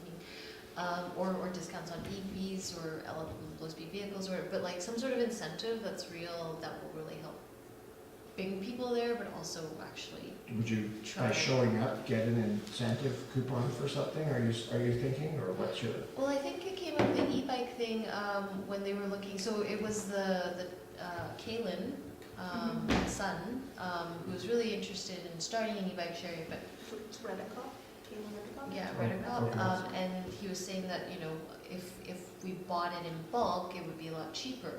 So if we could bring that to the community and we had enough people interested, then it would be much cheaper price. So you could have like a sign-up sheet or something and then a demo bike, and I'm just thinking there should be some sort of incentive, maybe a draw for some sort of prize and A bike. things to hear if we can find one. would get me there. I mean, demoing a bike and having that as your live demo is a whole lot more achievable as part of BowFest than dealing with cars. Yes. And also might actually be the best, like, it might actually be the best value for the island. Like what you're actually promoting there is a way that people can perform active transportation on Bowen without being an athlete. Well, and that's just it, and also having the info, like your info sheets, you know, like, and. Yeah, we could have info others, sheets we could have other And that kind of stuff. stuff which shows the car aspect of it, but don't actually have, everybody, I think people are more familiar with the cars than they are with the bikes and you know, the ability to use them on the island. Well, it would be fun, Yeah, like to be able to get on one Yeah, and do a loop. so say we had 3 e-bike vendors or more that all came, so we're not just promoting one company's offering. And you could try out, you know, different bikes, or, you know, this one has more of a mountain bike feel, or this one's more for whatever, and then set people off on them, and they could go, I mean, are you allowed to ride on the trails through? You know what, they can be dangerous. Did you hear what happened to Anton? I saw something. He broke 4 vertebrae in his back, because his e-bike went off and he flipped and landed, the whole thing landed on his back. So you just can't let somebody take off on an e-bike. It has to be a very, very controlled environment, and a big environment. That's what I'm worried about, both of us, a lot of people, dogs, kids. If Zoom is considering electric bikes as a possible, you know, BIM tax station sponsored by Zoom, and it's kind of promotion for them. People get to try out their electric bikes. It's under their insurance. It would kind of be a bit of a relationship with them, and Yeah. we kind of have it under the space of just, you know, promoting. It doesn't really matter what electric bike. It's an electric bike, and people get a chance to ride it, and maybe Zoom covers the insurance if they're willing to kind of give 3 bikes for a yeah. busy weekend. Well, and I don't know if you've seen that, I'm having a mental block on her husband's name. And Ben he has a Facebook page where he's been going and doing all the, taking different bikes on Bowen and doing the pros and cons of these electric bikes for Bowen specifically, right? So that's really good information as well to bring in, kind of thing, right? So when we did regardless of whether he's the with travel us or not. survey for the transportation plan, they donated a free rental, scooter rental, so Right. they could could do something similar for the Mobility Fest. That'd be fun. Provided they go down this road of, I don't know about Renting trying them, electric I bikes. think the trying them, because it's, I mean, I think I don't know, I agree that maybe the trying them, just seeing them is something that, but being able to try them, that might be a different venue. I can't understand, like some of the bikes, you have a throttle and then Yes. it's a motorcycle. Yes, So, and that's what, and that's what we yeah, so we don't want any of those. No. We want just a simple human e-bike, like pedal mine, e-bike. mine Once is you've got very simple. Once you Human pedal, the yeah. the assist kicks in. It's hard to imagine how you could get hurt. It's just like riding a bike around the field. well, these are two very different things, right? If it has a throttle that can be used without pedaling, then We it's don't not want an those. e-bike, it's an electric scooter or motorcycle, which you need a driver's license for. Yeah. and Yeah, Oh, okay. An e-bike, I believe, right. requires that you be Pedaling. pedaling. Yeah. That's right. So I have actually tried quite a few e-bike shares when the North Shore just launched their framework for e-bikes and invited me as Bowen staff to be Excellent. part of that. And every company would bring out their e-bikes and e-scooters and a diverse range of abilities. We all tried them and without any issue. And we didn't have to sign a waiver or anything, it was just like out on the I just think street. it needs space. Yes. And the Bowfest field is sloped, and there's people all over the place. It's gotta be in another part. Like, I was thinking if you could walk to the baseball field or something, and it was there. That's really close, but it's flat, it's big, as long as there's not a game on. Yeah. Is the area just up by where the undercover picnic table is? You know, then you can zip up through the parking lot, go along Dorman Road, As long which as is there's quite not a cars nice. coming very and going. congested. There's cars coming and Is it going on, in people there. are coming and going on And the Bowfest? cars Yeah. jammed at every No, line. I would. Maybe it it's needs to be gotta in the a upper place there's no field, cars. if there's nothing in the upper field. Yeah, there's no more logger The sports logger show there. is on a different. Totally different thing now. Okay, all right, so just want to bring it back. Let's, So, I'll ask them about what they've got scheduled so far. so it feels like, here's what, I'm feeling like we're landing on consensus that we should definitely do this at Folk Fest, that we should focus on e-bikes as the main thrust of it, because, and have information on other modes that are zero emissions, but it should be limited to that. And that we should perhaps strike a subcommittee to investigate interest from vendors, issues around space and suitability of the location. What else do we need to capture? Those are the main Yeah. pieces of it, right? And then And you have to figure out how visually, how this how it would look, table was going to look and. right, there'd be some kind of table, some kind of booth with, I would imagine, e-bikes that you could And sign maybe- up. I think that would be And it'd necessary. be kind Do of it neat to away have from the Kim's people. low, the slow vehicle that he has. It kind Mhm. of need to have that there. You have that as a display. Just a thought, by the baseball field, there's that road access that gets up behind the houses up there. So there is a little stub of alley that leads down But also to, filled with people. It's filled with potholes and people and cars can come from it and If you can everything. survive this road, Yeah, it's a good bike yeah, for I you. don't know. I'm just trying to think about where you get people to go, Yeah. because I just don't know about pedaling around a grass field. Well, you got the assist. Yeah, You you could have a get, sign. you get the sense of what it does, Yeah, right? if you did the baseball field, if we could have the baseball field, I think you do a lap around the baseball field, because it's really quite amazing. You've Yeah. never stepped on one, you get on an e-bike, oh my god. That's what I'm going for, is that It's looking at it really- is not the same experience as Yeah. feeling the assist kick in, Yeah. so. Okay, so who wants to help with this committee? I'm You I'm guys happy can to do be so on the much committee, work. I don't want to chair it. I'm happy with, like, especially with the venue and all that kind of stuff. I'm not totally comfortable talking to e-bike suppliers and stuff like that. Kim will do that for But us. but all He's the an other stuff, owner like and finding member. out about OFS and all that kind of stuff, like I can. Okay, so then we've got David, Wendy, and Illy have agreed to investigate this. Really overextended, but You'll just be dealing with because Kim will do all the work. and You he's are the the old liaison person. Like, officer. You'll be Who's the you'll be Kim handler? You'll be the Kim handler. Yeah. Okay, You can Good. put me in on the circulation, but like right now I can't do anything. But maybe the summer will slow down for me work-wise, in which case I can free up a bit. I think it could be fairly straightforward. If I agree. we get, 3 bike companies to come over and have a couple of bikes each, some different kinds of bikes, it could, and we can use the baseball field, it's nearby, people will see it, it's flat, and there's a little loop that people could do. Yeah, Small and enough. if our table could be right where the path goes to the baseball diamond, It it could would be be fantastic. not that hard to do. Yeah. And with that fence, you've got a lot of signage With fancy got signs, yeah. opportunities, Yeah. so Stains, any I advance think. promotion from the municipality would be I smart. wonder who do you contact about using I don't know. baseball? We'll find Yeah, I'll out. find We'll out. ask, Baseball. yeah. I'll do that. Oh, it's, Yeah, if you could do that. As it far would as the be bike Casey companies go, Sorry, who? Would be who? Casey Grundy. Yeah, I can do that. Casey Grundy, okay, got it. Okay, thank you. All right. I feel better about that. Yeah. Next is new business. So I don't know if we need any action on this. 8.1. So although Tyler, you said that there's some aspect of this that was interesting to you. So just to bring everyone up to, I'll just do a quick 10-second recap. This is the Redlin report, which was released by the province in March. Included a number of recommendations, dozens and dozens of them for how to make these ferries act more in the public interest. The province has already acted on a number of those recommendations, but not all of them. Specifically to greenhouse gases and climate, it has directed the ferry commissioner, the regulator, to consider greenhouse gases as part of his evaluation criteria when ruling on ferry requests for new vessels and so forth.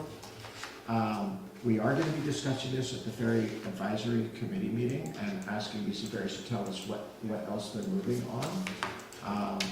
But at our last meeting, we said we'd agree to look at it and see if there's anything by way of a resolution or action that we could take as a committee. Thank So, you. when I looked at the whole thing as a whole, it's a super complicated document that you need to be an accountant, an engineer, like you need a lot of expertise to endorse or not endorse Right. that thing as a whole. However, when we get down to that one recommendation regarding the ferries and electrification, it's very pointed, and I wish I brought my notes here, but it's a two-part recommendation, and the first part says that BC Ferries should conduct a feasibility assessment Yes. of each route. Bowen Island, BIMTAC could express interest in seeing or being educated by BC Ferries on their feasibility assessment and what the hurdles are to electrification on Bowen without having to endorse the report. We're just curious in the outcome of one recommendation in this report. So it's not as big of a statement, but it's just following up on something that's already laid out in plain That's English. probably how we should do it at the meeting. At At the the Ferry Advisory. Ferry Advisory Committee meeting would be the natural place to Natural place to raise it, that's the way. to suggest that. So you're suggesting that we offer resources in terms of Well, I think advice on how to inform that assessment if it were conducted, which they haven't committed to doing. so. The FAC is kind of our avenue to have this Bowen Island to BC Ferries dialogue. So just express interest that our population would love to be educated as to what's going on with the feasibility of the Queen of Capital Island. It's a hot topic right now on the island, and we're not demanding anything other than, hey, if you're going to go ahead with this recommendation from the Redlin report, we'd love to see Okay. it, just to educate us. Just tell us what you're doing, what your hurdles are, just so people can support it, and maybe there's something we can do. So I think we should clarify our agenda item or update it at our 23rd, May 23rd Yeah. prep meeting Yeah. to capture that and bring that forward, and then I think report back to the community Yeah. of what we heard, Yeah. given that there is so much interest. Yeah. What do you think about that? Does that work? That works for me. Yeah. Okay. Steph, did you capture that? you're going to take to the Ferry Advisory Committee the ask of the results of the feasibility study for Bowen Island, bring that up at Ferry Advisory Committee, and then when they give you the information, bring that back to the community meeting. Are you going to take back to the community the fact that the information might be coming, or just wait till the information comes? Probably both, but we'll be reporting on the FAC meeting itself. Okay. This is then reporting on a process that would be. Right. And it would be part of the public record when it's reported back to BIMTAC. HCM. Thank you. Thank you, Ellen. Bye. Okay, great. How are we doing? 9:11, okay. So let's keep going. We only have one more item of new business for Scott, And I think we did discuss it. I thought, No? yeah, I mean, I'm on here, but there was the email regarding some concerns about people I took it to being parking in the ferry lineup and then people who are further away because there's big gaps in the ferry lineup, not knowing that the ferry's actually loading far below them because one large truck is kind of blocking the view ahead. I don't know that Drivers this, asleep. I don't know that the Scary solution's because of the- feasible, but I've been nervous a lot Yeah. about, when you really have to make it in and you're kind of sitting in some key areas. I don't know if it's worth FAC bringing this up to BC Ferries, obviously putting in a light and coordinating it with the lower light, maybe it could be done wirelessly in some fashion. But I don't know that it's necessarily the light, the ferry sign on the hilltop, but it is just kind of the marshalling piece and where the lines are hash marked and where people are kind of continuing to park, where enforcement of people parking in the ferry line or falling asleep in the car, which occasionally happens too.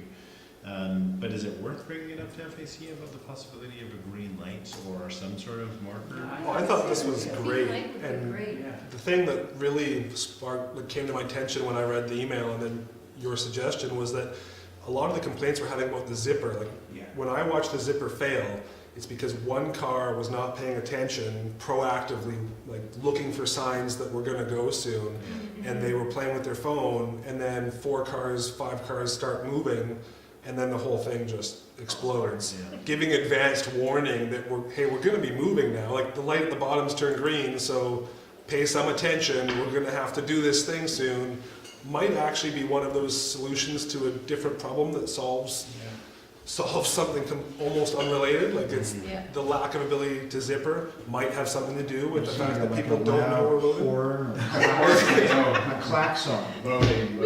Yeah. Maybe some ominous music. Like that. And I'm sure some people That would still wake up wouldn't the work truck Yeah. drivers. because On they're the new gonna pub go thing. when they wanna go.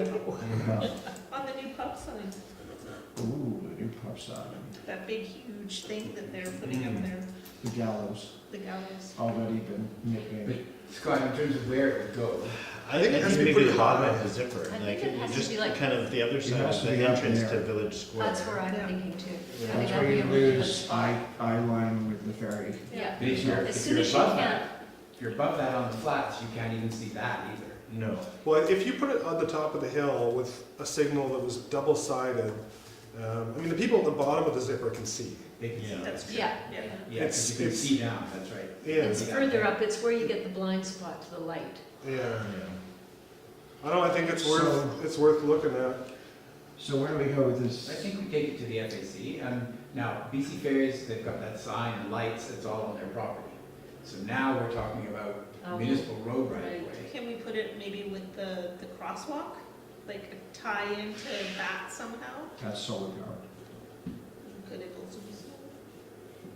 I don't know. I don't know. Well, maybe this is what we're asking, is I think how we could we need- repeat that signal Yeah, on municipal property up higher? Yeah. maybe we need to get a bit more info from the municipal staff before we suggest that to BC Ferries. From their municipal staff, just leaving. Just like, out of your. Run! Because, you know, I mean, on our road right of way, I have no idea what all the rules are, but I'm sure there are rules about BC Ferries, whatever. There's bound to be something.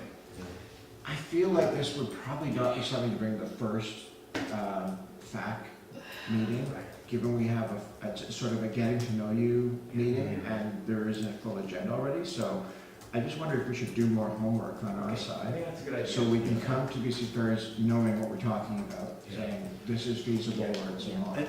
It's not gonna be done for the summertime, anyway, like Right. even if it was Nothing brought up, can happen and for the it's summer, so we're gonna have to go through at least another summer with this being an issue, and I think it's probably the summer where it's the biggest issue, right? Yeah. So maybe that adds importance to, salience to the fact that it needs to happen. Yeah, but not happen in the first FAC meeting, because it's not gonna be done anyway. If it Yeah, happens in right. the winter, the FAC meeting is, And I think Tim is right, if we go to them with, you know, here's how it could work, it's on municipal land, but the municipality has agreed to do blah, blah, blah, and That's right. we need, you know, some sort So of privacy then, action. how do we turn this into an action item for us? We have it as an action item for, we need to talk to municipal staff, we need to understand that, so that's really a question for Emma. Is- Okay, so Yes. then, These are down the hills. Let's go. can you Just yell visit. out the window? You can probably still reach We'll it. have it in our action items, Okay. Put Emma's name, just. What happens when you leave early? Attach Emma's name to it. What is Emma doing? Emma is, I could do it, no, I'll do it. Okay. Well, I should talk to Emma. Councilor Hunting will speak to staff I'll talk to Emma, Kathy. about options for, Talk to staff, ferry infrastructure on useful land. Yeah, a light up, yes, Somewhere on that. some on that hill. Is it really too late to just ask Yeah. the first question to BC Ferries? well, we're gonna talk about the Redlin report, we're gonna talk about, scheduling, changes, restoring ferry service. I think it's for a kind of, here's what we need from you, here's how you work with us kind of thing. It feels, We don't have any leeway for, hey, some current community concerns are, you can lobby the chair of the ferry advisory to add this to the agenda package if you feel it is for I mean, the first question could be to BC Ferries, like, is there a way that you know of for us to tie into that light and repeat it further up the hill? Like, If they can put a That's a 70-inch simple- LCD screen. this is what I'm thinking, but they might be able to guide us. They can probably do anything. But this us going and figuring out on our end, like, we don't know how that signal gets from the ferry to the light. We don't But know we if don't it's a know if there's switch. any option to put anything whatsoever on the right of way. Yeah, Yeah. I'll check on the right of way thing. I'll email Emma and Kathy. Okay, so Share the that next with day or two. Tyler to see if he still wants to lobby the chair of the FA. Yeah, yeah, and Okay. well, I'll get a result and I'll, Good. find out something and I'll Oh, say. we're getting it done over here on the impact. Tyler's loving the chair. That's it Put that for, in the action item. that's action items, okay? And I think that's it for new business. Information items are simply a package of goodies that we can look at. We don't really need to, what's this excerpt on electrifying ferries? Man, So, that's full. just for new people, the excerpts from council and info items, I will usually just go through the council agenda and find things that you might find interesting, Yeah. informative, Mhm. keep you in the loop. But if there's an actual referral from council, it'll look the same, but it'll be up in the discussion items. So, from council. Oh, that's interesting. Do you, this is kind of fact-related business, but because of the